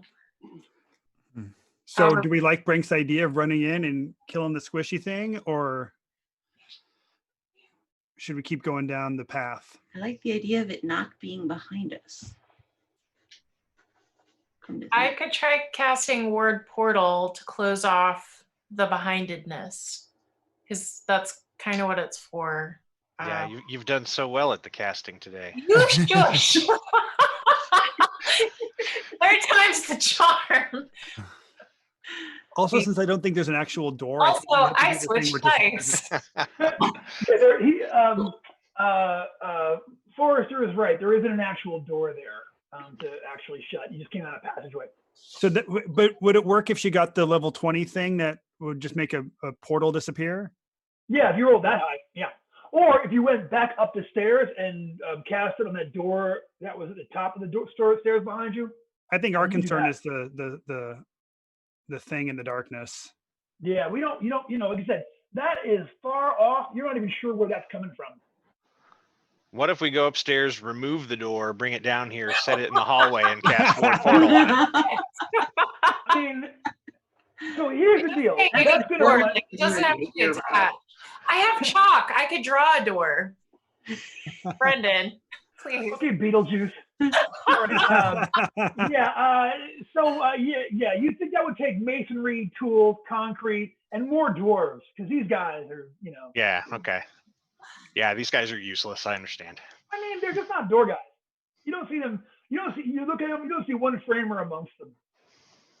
You want an apple? I'm your guy. Gal. So, I have a grapefruit. kind of do want an apple. So down to the passage to the southeast, or back into the room and keep going south. Yeah, we just keep going forward. I'm gonna just start like heading just to keep going straight instead of backtracking. All right, so you're gonna go down that passageway. Yeah. All right. So so you guys come down to a room. Here's what you see. The passage widens into a well-traveled intersection. Small footprints lead in all directions. Muted thumping sounds, which is like a louder version of what you heard before, emanate from the ceiling. Clusters of mushrooms sprout from floor to ceiling. A glassy yellow eye opens from the center of a mushroom cap, staring you down. I almost fell just now. It was close. Are they all the kind of mushrooms with caps, or are there any puffball shaped mushrooms at all? They're all the same kind of mushroom. They all have caps, and the more you look, the more of them have eyes open up in their little cap mushroom bits there. But they don't look like pleasant myconoids that are going to want to, show you where the exit is. They look like the other kind of mushrooms. Like they remember that large pizza with everything you got, and they're not happy about it. I go ahead and I pull out one of my darts and I look at my companions and I'm like, okay, I throw a dart at one of them. Yeah, give me an attack roll. Roll D20. Sure.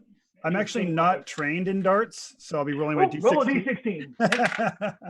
Oh, but I rolled a 14 and I get a +2 on that, so that's a 16 total. All right, you hit one right in the eyeball. Whack! And it definitely kind of like fades out and dies. And the rest of them, like now, all of the rest of them are staring at Forrester with real hate, but they don't seem to react or do anything else. Is this what you the call ones that's got a dart sticking out of it?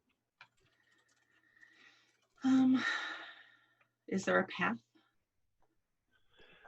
Yeah. So you guys, so from where you are looking at the, you can see that there are, yes, you're at a juncture.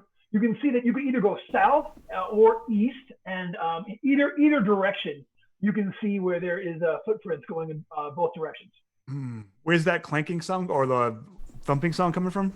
That thumping sound's now coming from above you, like somewhere in the ceiling. Oh, wow. All right. Where's my detect evil telling? What is my detect evil telling me right now? It's telling you it's just gone to the last red bar of detect evil, and right now you're The mushrooms all have a malevolence about them, but that's all. Okay, but what about above me? You look up and you see non-evil ceiling. Now, could there be something behind that that's evil?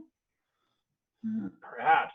It has that same low level of evil that this entire compound has had. All right. I think it's okay to go on, but don't touch anything.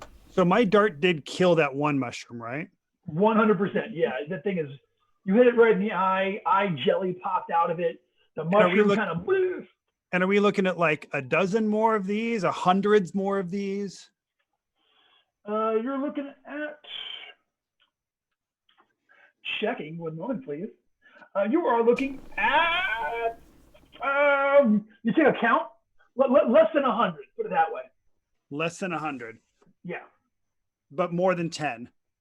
Yeah. You take a quick moment at this point. Now that you're interested, we're all interested. Minus the dead one, there's 39 of them. Okay. And is there a way where we can walk from this end to the other end without having to walk through them? Yeah, they're all kind of growing up along the wall and across the ceiling. So you can kind of make your way past them. There's definitely paths all throughout there.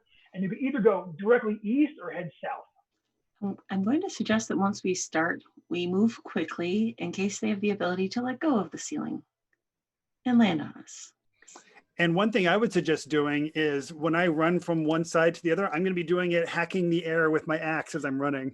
Right above my head. Like a suppression fire versus falling mushrooms. Yeah, so when you run through there, axes kind of clashing. And yeah, you get are we heading east or south? South is kind of still continuing in the direction that we were heading before, right? Like that's kind of, yeah. Let's do that then. All right, you're gonna head south. You come to another juncture where it goes about 10 feet, and then like now you're in like little caves like this where you're having to like move all cram through them. You see an alcove off to your west. You can see the whole thing. There's nothing in there. There's a passageway that goes off to your that goes east, or you can continue to go south. I look back at these dudes, and if I just give them the shrug. Going so, I would say keep to the left wall so we could check out what's east. Okay. All right, you want to go east? Yeah, let's go east. You got it. Okay, so you go east. You come to a juncture that clearly goes back to that room with either goes back to that room with the mushrooms in it. You can kind of see them off in the distance, or you can continue to go east. East, you think?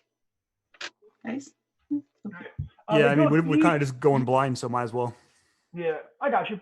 It's going east, and then it heads south a little bit, like the passageway kind of like heads down, and then so you get to a juncture, and you see a like off to your like when you come out of this juncture, off to your left, you see that there is a great big heavy black metal gate blocking you from going any further in that direction.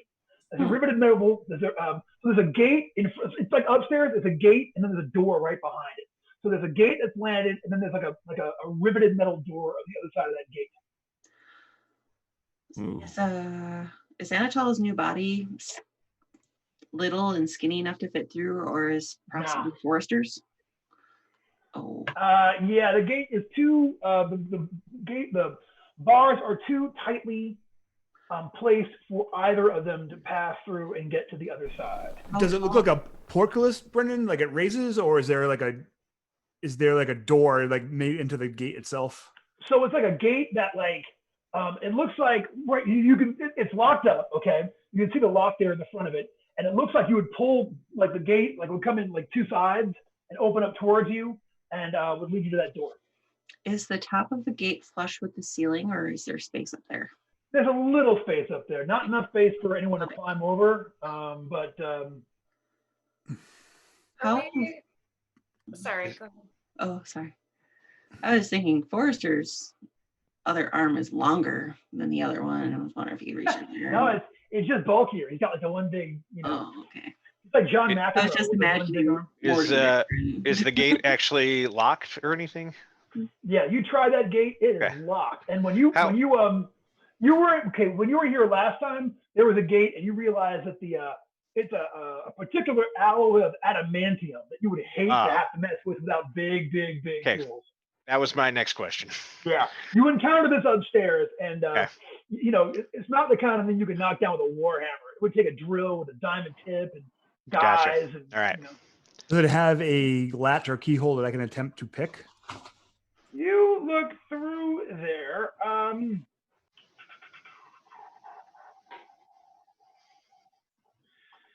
Yeah, you don't see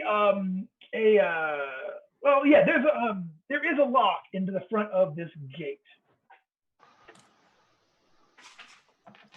All right, I don't have my equipment with me because my body's back at the entrance, but I do Yeah, have the so- dagger, so I'll try and maybe just jimmy it with a dagger.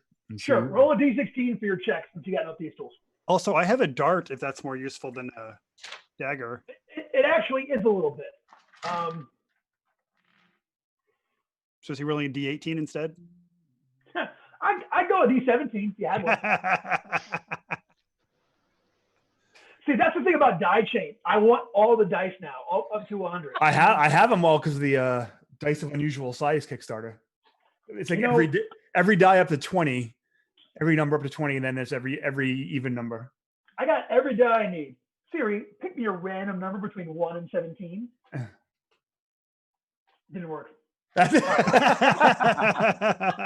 got a 14 on the check. Yeah, you think that this lock is like the devil. It's the devil itself. Do I And, feel like if we got that 14 up to a 20, it would help?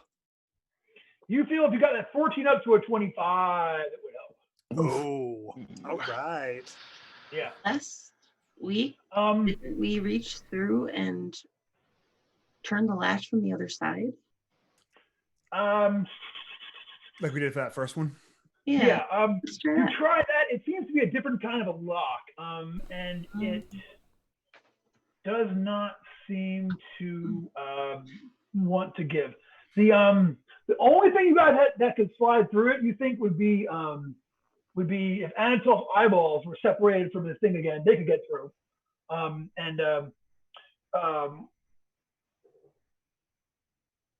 Although one thing we don't know the answer to is if Anatol leaves his body, will the angry dude be back and we'll need to fight it? I mean, we can take it. I but mean, just- not if we restrain it first. That's true. Only one way to find out. But I'll make like a motion of like a key going into the lock and turning and like. well, maybe if we search other branches, there'd be a key somewhere else. There might be. All right. Well, let's go look. All right, so we're going to continue to go south. Yeah. Yeah, and just to I shouldn't have been doing this to begin with, Brendan, but every time we hit like a turn or a branch, I'm gonna mark the rock with my dagger. Okay, going forward. All right, so so you're going to kind of mark your way out just in case. Yeah. Yeah, you got it. All right, so you come to another juncture, you make a mark there, and you can either go east or west here. Kind of, you can't go south any further from here. You're stuck going east or west. I mean, unless there's anything that's cluing me in as to one way being better than the other, I'm just gonna, I guess, keep following the left wall. So that's west to you, Okay. where you're coming. All right, you come in there and such. So here is what happens. This is a little alcove with a dead end wall there, but once you get in, Wiggs, you detect on the north wall, you detect a secret door. Ooh. That your elf sense has popped up and said, yeah, it's there. I would like to investigate it further. Okay, you know what? It's you actually you go over there and you sort of like put your hand up to it. Your hand passes right through the rock. That wall of rock is an illusion. Ooh. Not like a Tomb of Horrors illusion. I pull my hand back. I still have a hand. My poker faces.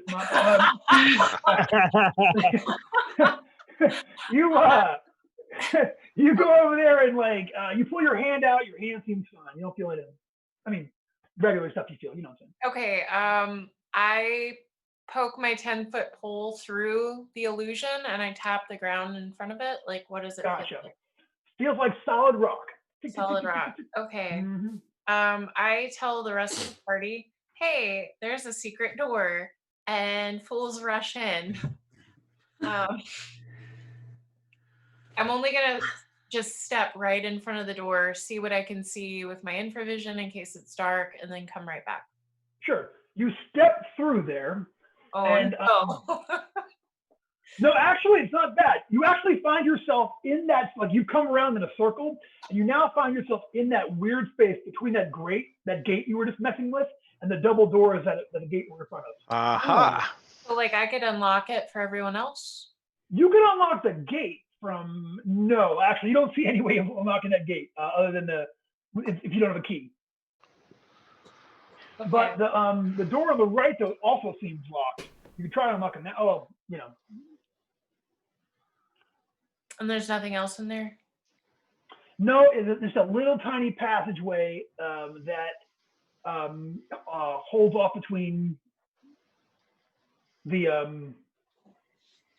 that's the only thing you see in there is that like you look to your right, there is that door, and the left is that very sturdy gate that y'all came across earlier. Okay. I step back through and I tell the party what I found. Shall we go through and go into that other door? Try to get it open? Absolutely. I hand Anatol a dart. All right, give me that roll. As I look at the lock, does it look harder or as hard as that other one? No, it doesn't look as hard as that other one. It's pretty. It's intense, but you think you can work it. I got a little bit of luck. 17. Oh yeah, you unlock it.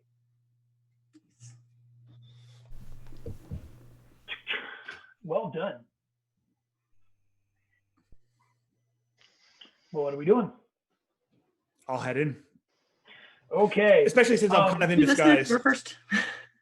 I think I missed something there. Someone say something?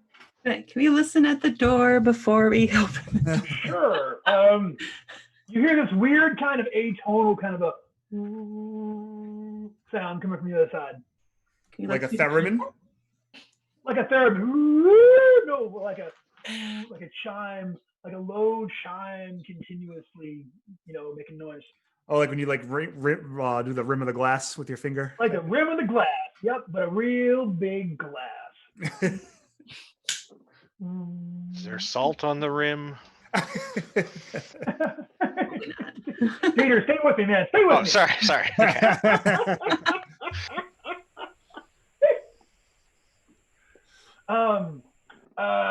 So you kind of hear this noise. That is all you see. All right.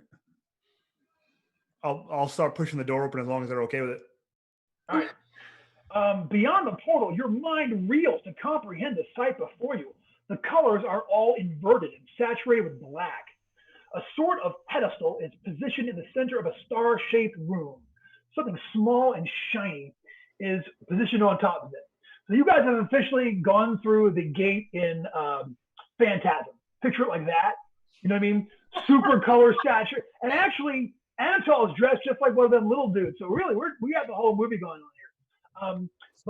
You look through there. All of the colors are bizarre and super saturated with black. The room is star-shaped, and there's this pedestal there with shiny on top of it. So where in the star are we entering the room? Is it at one of the tips of the star? No, you're entering in one of the V parts of the star. There's probably a term for it. I don't know it. Interior angle? The armpit of the star. The armpit. So as you come in, okay, so like as you walk in, there's the pedestal, and beyond the pedestal, it goes to a tip. So you're looking directly down one of the tips on the far side. Ah, okay. Gotcha. Something shiny, you say. I hold a dart and I look at the party. Should I throw a dart at the shiny thing? When all you have is darts, everything looks like a dartboard. I put my dart back. Does it radiate evil? Does it ping my detect evil? Yes. It radiates. However, your evil thing tells you that there is danger there. It radiates. It's danger. Is it the shiny thing itself that's radiating, or like the pedestal, or It is both? the shiny thing is radiating danger. Yeah, don't touch it. Does it smell like gold from here? It smells like platinum from here. Oh, Even You don't better. smell a whole lot of platinum in your day, so Hmm. yeah. Well, And it's just a flat pedestal, Brendan? Like it's like sitting on top of it, or is it? Yeah, it's kind of barrel shaped. It's made of stone, and the only thing on top of there is this shiny thing. so the pedestal is in the point you said, though, right? So the pedestal is like center of mass. Oh, so okay. So you're looking beyond as you look at it, there's the pedestal, and beyond it. Beyond it. if you were to, Okay. like, yeah. Yeah. I misunderstood. Okay. Yeah, I'm gonna cautiously step out there and kind of take a look down the other points and see if there's anything down Yeah, the you other look down points the of the other room. points. The air in here feels really weird, and like your hands, like I said, you're like all the colors are inverted. So like instead of being pink, your hands are all greenish. Everything is super saturated with black. Everything is crazy looking. But as you step in, you can see that the shiny thing on top of that pedestal is a ring. A ring. Yep, and your cautious nose tells you it is made of some kind of platinum alloy. You mind the? Well, I would not recommend putting on an evil ring. Well, of course, you do know that Tia Martha is lawful, and she might think something is evil when it's really just chaotic. Well. Oh, so I thought it only pinged dangerous things. It pings chaotic things too. Things detect evil. Oh, hey, also, I want to real quick. Okay, so everybody else is kind of hanging out by the door, but Brank actually walked inside. Mhm. You have seen all of this, but you start to feel kind of like it's like the whole place is kind of wearing on you, and you actually take 2 points of damage after the first round of being inside there. Oh. I'm gonna step back out. You step back out, your skin goes back to its regular color, and you don't feel that weird oppressive pain any longer. That place gave me a headache. I'll lay on hands if I have a moment to do that. Oh, yeah. See, I don't even have to ask for it now. It's just it's habit. Oh, that's a natural 20. That's a 22. That's a 3 4 dice.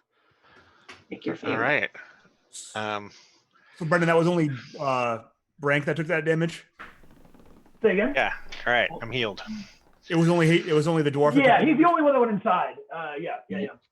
So to clarify the detect evil, it as a lawful cleric, it detects like things that radiate chaos and also things that want to murder me. So it's, I say evil, you say tomato. Sure. Now, Brendan, can Tia Martha tell the difference between whether something is radiating chaos or just showing up as dangerous? Well, he said, stalling. That's a great question. I'm glad somebody asked that finally. So you see, if you, I'll give you my honest opinion on an 18 roll on Detect Evil. Brendan, which spell do you like better? Detect Evil, Second Sight, or Bless? Give me Bless all day, baby. Can't. I understand Bless. Oh, magic. Oops. So look at that. You can tell, you can tell that this thing is chaotic. You can tell that this thing is both chaotic and dangerous. Oh, it actually does say evil creatures. Yeah, but you don't see any evil creatures though. Okay. Can I use my grappling hook and try to hook it and like snag it over here without going back in the room? Yeah, but it's tricky. You're gonna need to give me a 20 range attack to do it because it's a tiny little thing. Also, you're not trained to fight with a grappling hook, so you got to roll me a die 16. So you're gonna roll a die 16 and your D die and get a 20. You can do it, but it's not gonna be easy. And what's the distance we're looking at? You're looking at about like 10 feet inside. Oh, that's all. Yeah, it's not a huge room. Well, I'll give it a shot once just to see how lucky I am. Right. And let's see. That's oh, it's a ranged attack, so I don't get my strength modifier. No, I got a 17. I got a 17. So yeah, you kind of throw it out there to dings for a minute. I'm gonna go ahead. I'm gonna go ahead and add some luck to that. So I'm gonna spend 2 so that you get 4. oh, well, I got a 21 then. Yeah. So he goes in there. It's one of the smoothest things you've ever seen. He's like, I wonder if I can get it with his grapple hook. And you guys are like, no. And he goes, yeah, here it goes. So you've drawn this thing out of there, and now you have this platinum ring. But does it look any more like? Oh, okay. Can you tell me more about what it looks like other than platinum? Sure. Great big platinum thing. And when you take a look at it, so you're no longer in the room, you're outside the room. Yeah. On the interior of it, like, so not on the outside facing, but the interior of it has got it's got like, runes carved into it all the way around. They look similar to the runes you saw up in that room upstairs, except that they're all written backwards from what you saw the wall. Oh. Like, it seemed like someone was writing like left to right up there, but these are the same runes, except these ones are done right to left. Wigs, it's mirror writing. I still can't read it. I can't either. Anatole could read it before. Oh, really? Anatole, can you read this? I also still have comprehend languages was up for an hour, so I don't know if it's been an hour since I cast that. No, it sure hasn't been. You see that these are magical symbols that are they talk about transportation and but again, they're all written backwards. Because this one wrote, like, imagine you had to read it backwards in English, like right to left. The word protection, which would be like, no. I don't know how you take protection backwards. But are the letters backwards too? The letters of this thing are written backwards and the writing's backwards.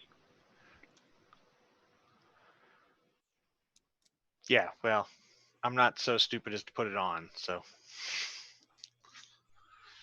If anyone else wants to, go right ahead. Pass. Hard pass. Would the demon hand want to wear it? Ooh. That's a good question. Would you wear it? Yeah. I'll ask him. Hey, you want some bling? It's like it seems dangerous. Yes. I want to have it. Okay. You know what? I trust you. It says, put me up by your ear. Put me up by your ear. Put me up by your ear. Okay. If you don't have it, one of those other fools will have it. Is that what you want?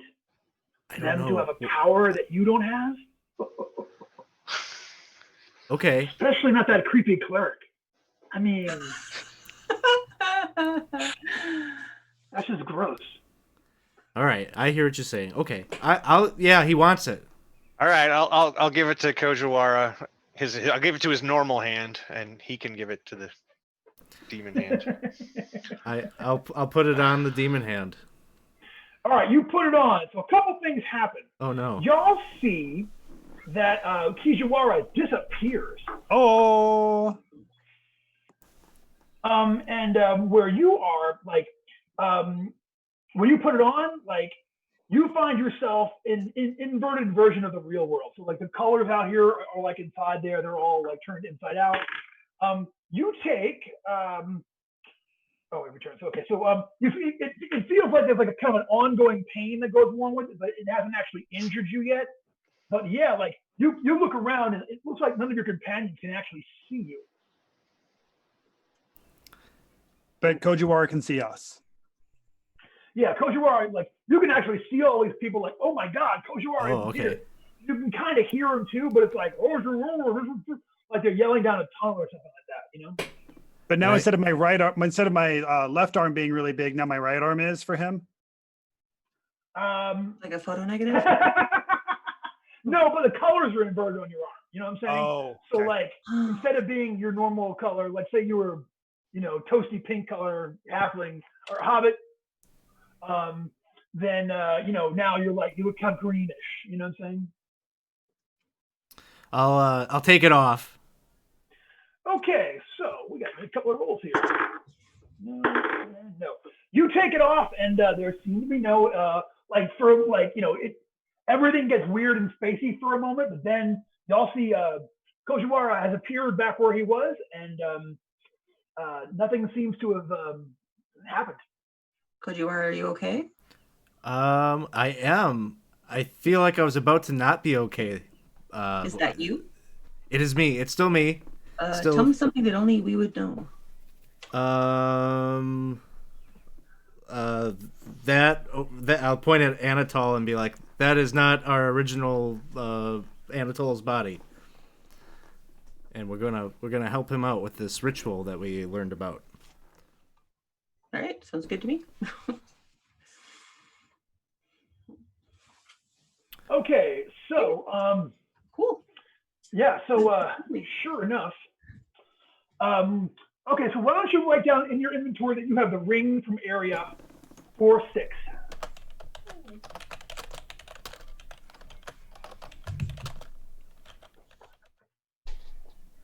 All right.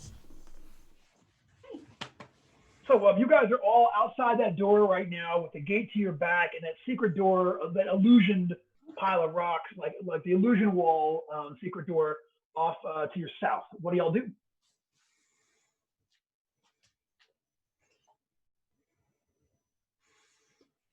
Sorry, what are our door options again from where we are? Pretty much where you are. You just came out of that star-shaped room. So the gate's behind you. The only way to come that you see is to go back out through that secret door. And yeah. you know. Unless do you that. guys have any ideas, I think we should go back. Yeah.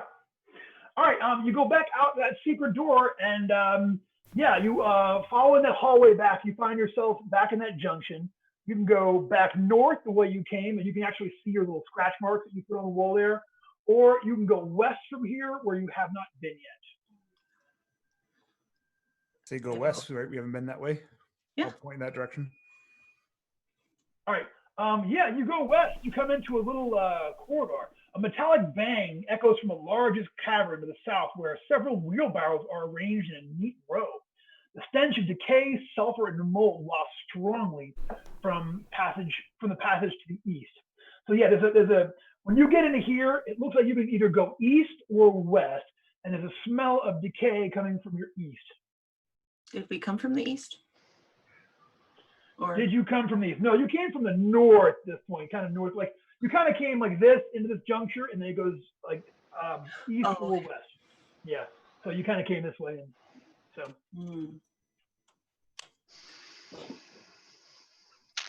So we are down to an east or west choice out here. Are we looking for trouble or looking to avoid trouble?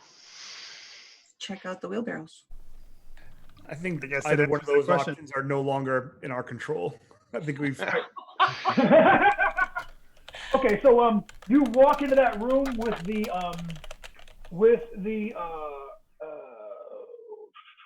wheelbarrows. Yeah, sure. So here is what happens.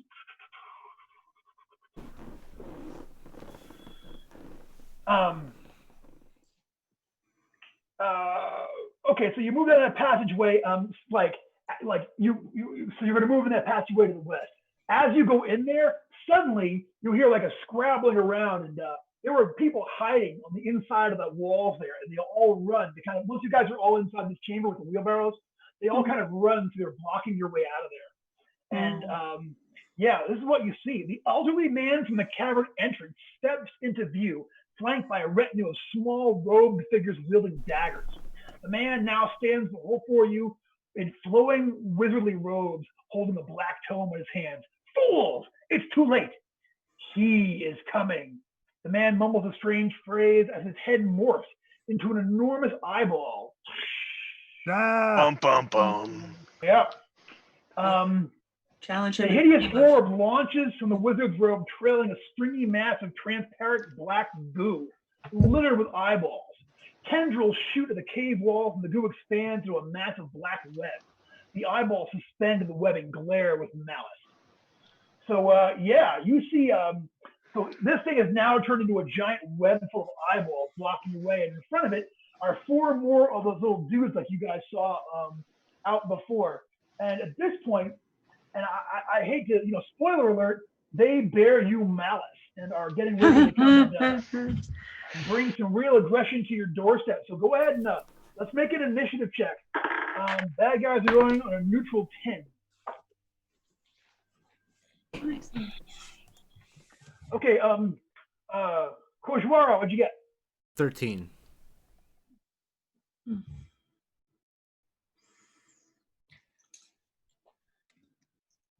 Okay, Wiggs. 19.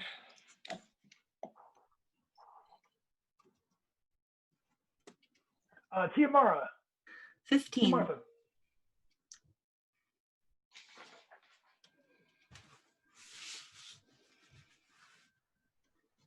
Forrester. 2.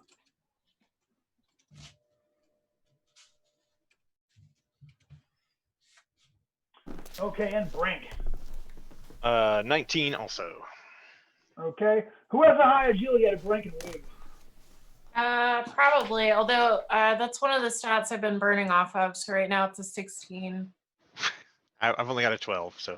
Oh. Yeah. All right, so hey, Wiggs and then Brank.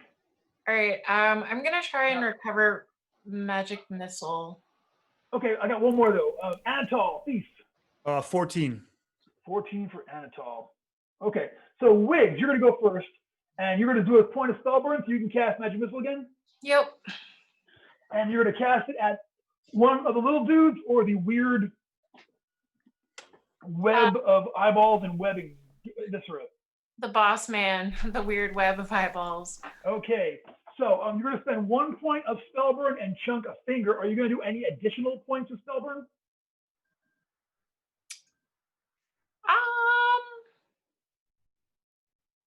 No, because I'm right on that edge where it'll start to affect my Messing you up. my Gotcha. mods. So You got it. So go ahead and make your magic missile check. She's giving Watley the finger, y'all. I want to see it happen.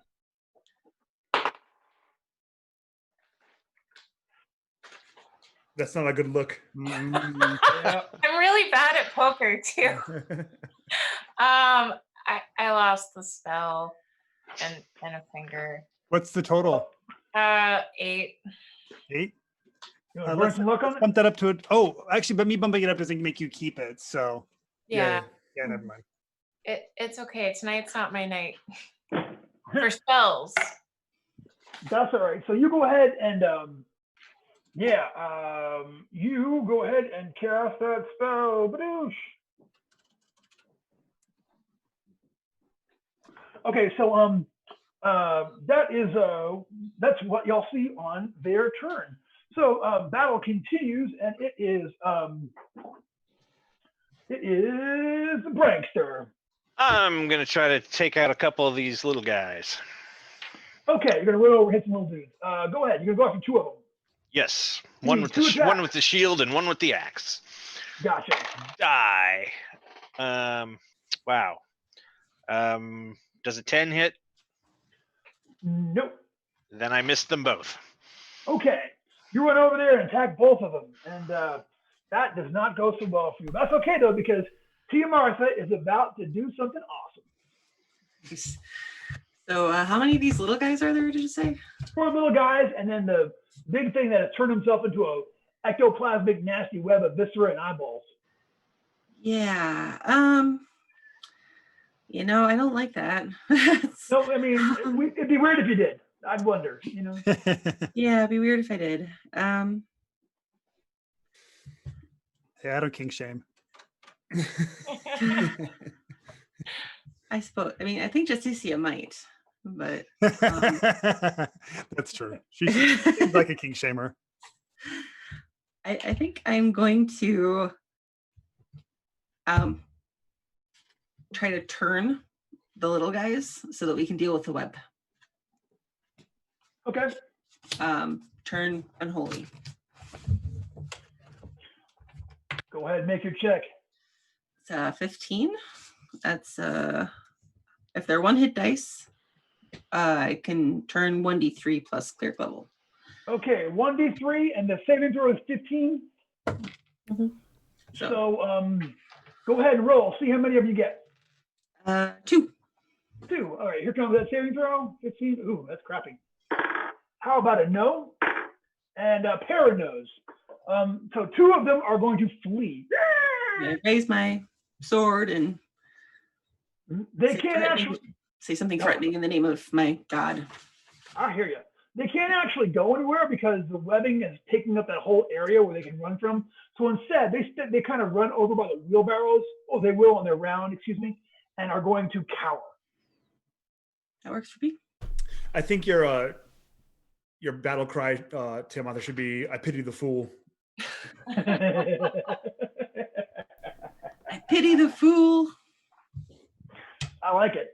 Well, hey, that was Tia Martha, but now it's time for Anatol. All right, so Watley's like body is totally web now. Like it's not like a web shot from him. It's like he is all web. His body is all web and eyeballs and gooey bits and viscera. Is there still like a central eyeball that is like sticking out amongst the others? You could narrow it down to 3 big ones. All right, out of the 3 big ones, I'll just pick one and chuck a dagger at it. And chunk a dagger. I want to see you do it. That's an 11. An 11. That is going to not hit. I will let that go. Okay, I'm about to say final answer. You know. Yeah. All right, cool. That's it. It's time for Kojiwara to do something Koji wonderful. Well, I'm going to try to shoot my longbow. There's still one of the minion types that hasn't run off. There's 2 of them that haven't run off. Yeah. Oh, 2 of them. Okay, I'm gonna shoot at one of those. Cool. And probably not an 8. So. Yeah, you bank an arrow off the interior cave wall. So that is it, and it is their turn. So the 2 remainders that are there, the 2 of them are actually going to charge up and try to get Tia Martha. So here it comes. That's going to be a 7 and an 18. Ooh. Second one hit me. All right, you take, double checking, you take 3 points of damage from Tiny Dagger. And then, okay, let's see, the creature, no one's actually attacked it yet, so it's going to shoot out a pseudopod and try to grab somebody. Yeah, he doesn't want Anatole though. I want somebody, Branson over there and such. Are you saying I'm not threatening enough? Not. Well, see, he still sees you as his little guy, one of his little guys. You know what I'm saying? So, I'm gonna roll randomly. 1, 2, 3, 4, 5. 4. 1, 2, 3, 4. I take it back. He does want Anatole, as it turns out. I don't know why. So he shoots out a tendril at you. You're about to be grappled. Give me the greatest grapple check of your life to avoid being completely sucked up by dude with a 23. Oh my god, I don't even think I can do that. I got an 18. I don't know what this grapple's going to do to me, so I think it's worth a little bit of a luck expenditure. Okay, so how many points? I'll spend 2. All right, you spend 2 points of luck. Go ahead and make Adam your roll. I'm up to 20. Okay, how many do you need total? Well, I go You more. get 23. I got 21. You have 21? Yeah, Yeah. I'll spend another point so you can get that to 23. Cool. Yeah, so you managed to avoid the grapple and kind of dive out of there before the thing actually grabs you and does something heinous. So well done, man. Well done. Yeah, you get out of the way without it actually getting you. And we actually move on in combat to Forrester. Forrester, do me a favor. Do something real violent, just for me, please. All right. I'm going to go on. I'm going to run up to one of the little dudes who's not running away, and I'm going to remove all of his organs with my 2. Nice. I want to see you do it. I have a 13 and a 5. It's going to be a 1 hit. Okay. So the 13 does 5 points of damage. Oh, yeah. You didn't get every organ, but you got all the good ones. And he falls down dead for lack of them. Nice. Hissing all the way down. Nicely done. So we're at the top of round 2. Wiggs, and then Brother Brink.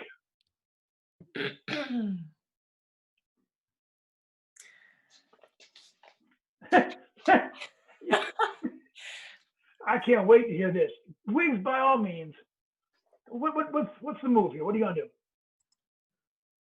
You know, okay, I'm not a chicken. I'm gonna burn some more stats. I'm gonna try and get some spells back. All right, are you gonna go for magic missile? Yes. I believe in you, Wiggs. All right, Thank you do one point of spell burn to get the spell back. Are you doing any additional? Yeah, I'll do 2 additional. Ooh. All right, so make your normal spell check, add an additional +2, roll a d20. Take us home. Take us home, One Carmen. shot, I would be goading you so hard to just burn it all down. To the ground. Hashtag goad. Okay. Oh, okay. 23. Nice. Yes. Okay. Okay, and what's the next level up from 23? Let me pull up that spell. All right, magic missile. So the next level is a 24. So 23 is 1d4 plus 2 missiles that do 1d6 plus caster level each, and you can aim them all at separate targets. 24 is 1 missile that does 4d12 plus caster level. Oh man. Okay, so what do you want? Do you want 4 smaller ones or 1 big O? Let's do 1 big one. Okay, perfect. We're bumping it up by 2 actually, but that doesn't make a difference. Thank you. Yeah, no. All right, so yeah, all of a sudden, yeah, so give me 4d12 plus 1. Oh, hey, buddy. Hello. Spin crusher punch. God, I'm looking for my D12. It escaped. There we go. Find something.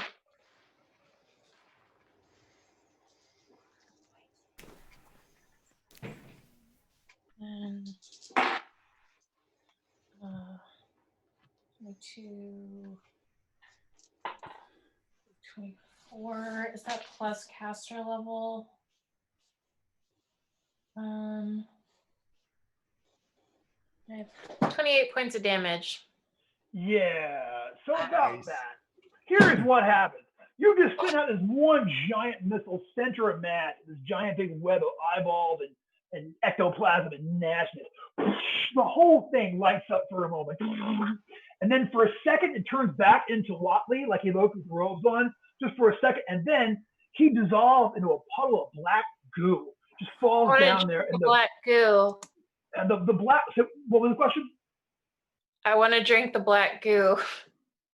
Yes, I want you to. It's like somebody hasn't been watching Winona Earth. no, You know it's better. like the goo they found in the sarcophagus like a year ago. And people, did you hear about that? Okay, Tim knows what I'm talking about. So they dug up the sarcophagus and they found that it was full of like this reddish black fluid. Oh, I did hear that. Yeah, Yes. so Yeah. Somebody started a petition online to let us drink the black goo from the sarcophagus. I love the face you're making. I would do it. Wow. All right. Well, I'll tell you what you could do. So when that book he was carrying, it kind of falls into the puddle of himself and starts to dissolve this round, and it's starting to get dissolved in there. So we're gonna move on. That was awesome, but yeah, you one whacked him. He went down like a chump and didn't even get to grapple and dominate anybody, which is a drag. But the fight continues. So it is Brother Brink. There are two of these guys. Oh, yes, I'm going to. I'm going to keep going after little guys. I don't. This big guy's kind of. Yeah. There's one guy left. There's only one little guy. Well, yeah. I'm gonna attack him twice then, because that's what I do. Mm-hmm. Yes. Let's see. 11, 14. Yeah, that's gonna hit. All right, I hit with just the shield though.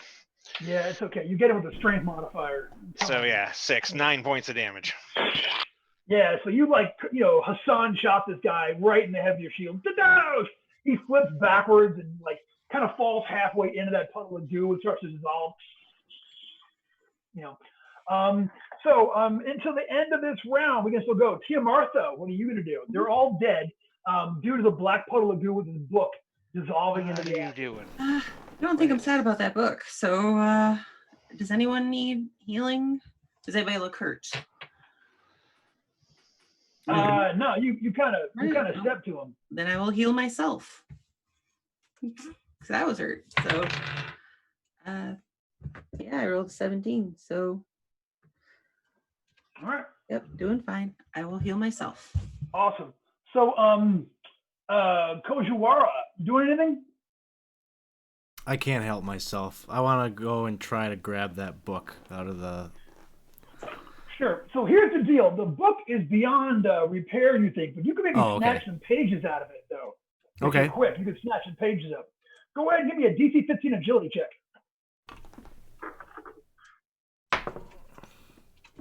No. Got a 6.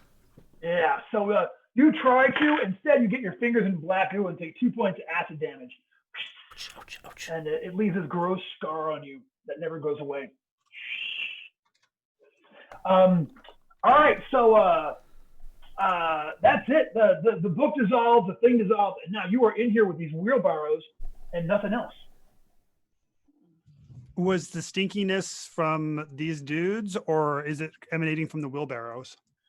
You know what? It seems that stinkiness might have been coming from that other passage that heads off to the east that you haven't been down yet. What's in the wheelbarrows?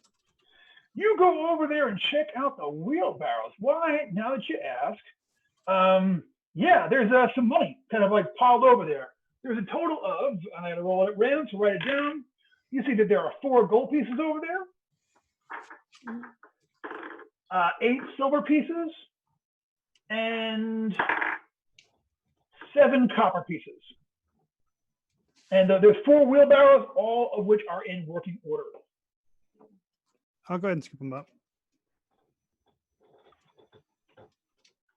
Say again? I'll scoop up the coins. Okay, yeah, you grab those coins up, no problem. Maybe I'll take one of the wheelbarrows. It might be useful. All right. Well, we'll need those when we find the piles of gold. Yeah. Yes. Gotcha. Does anybody All right, want so we got 5 minutes here. This might be a good stopping point. Unless we want to actually rush the end. I don't want to rush what comes next. You know what I'm saying? So why don't we go ahead and put the brakes on it for this week, and then we'll pick up here a week from today. Is that cool? Yeah. For me. All right, well, cool. Do you want to award XP in case anybody levels up? Yeah. Take 3 more experience points from dealing with this room. And I'm going to give you an extra 1 experience point for good role play and for being awesome. And then, Frank, you're going to get 2 extra experience points for being literally jumping on and playing with only 15 minutes notice and being awesome. So you earned Brink some extra points there for Great. general coolness. And hey, on that note, hey, what up, Dieter? Thank you so much for showing up. And for You're being welcome. awesome and Thanks. for jumping Thanks for in. having me. I'll come back You're- anytime you want me. You are always welcome. Thanks very much. And Mother's Day, you know, all the ladies, mothers. yeah, happy Mother's Day if you're watching from home. Thank you very much. And you know, if you're out there, I'd love to play a game with you. So jump on and sign up for game therapy. I'd love to come and roll dice with y'all Thursday nights. And I guess that's it. Alex, if you'll lead us out as I finish up with the song. Hot dot dot dot dot dot dot. DCC, it's a dungeon. It's what you want in. DCC in rock and rolling.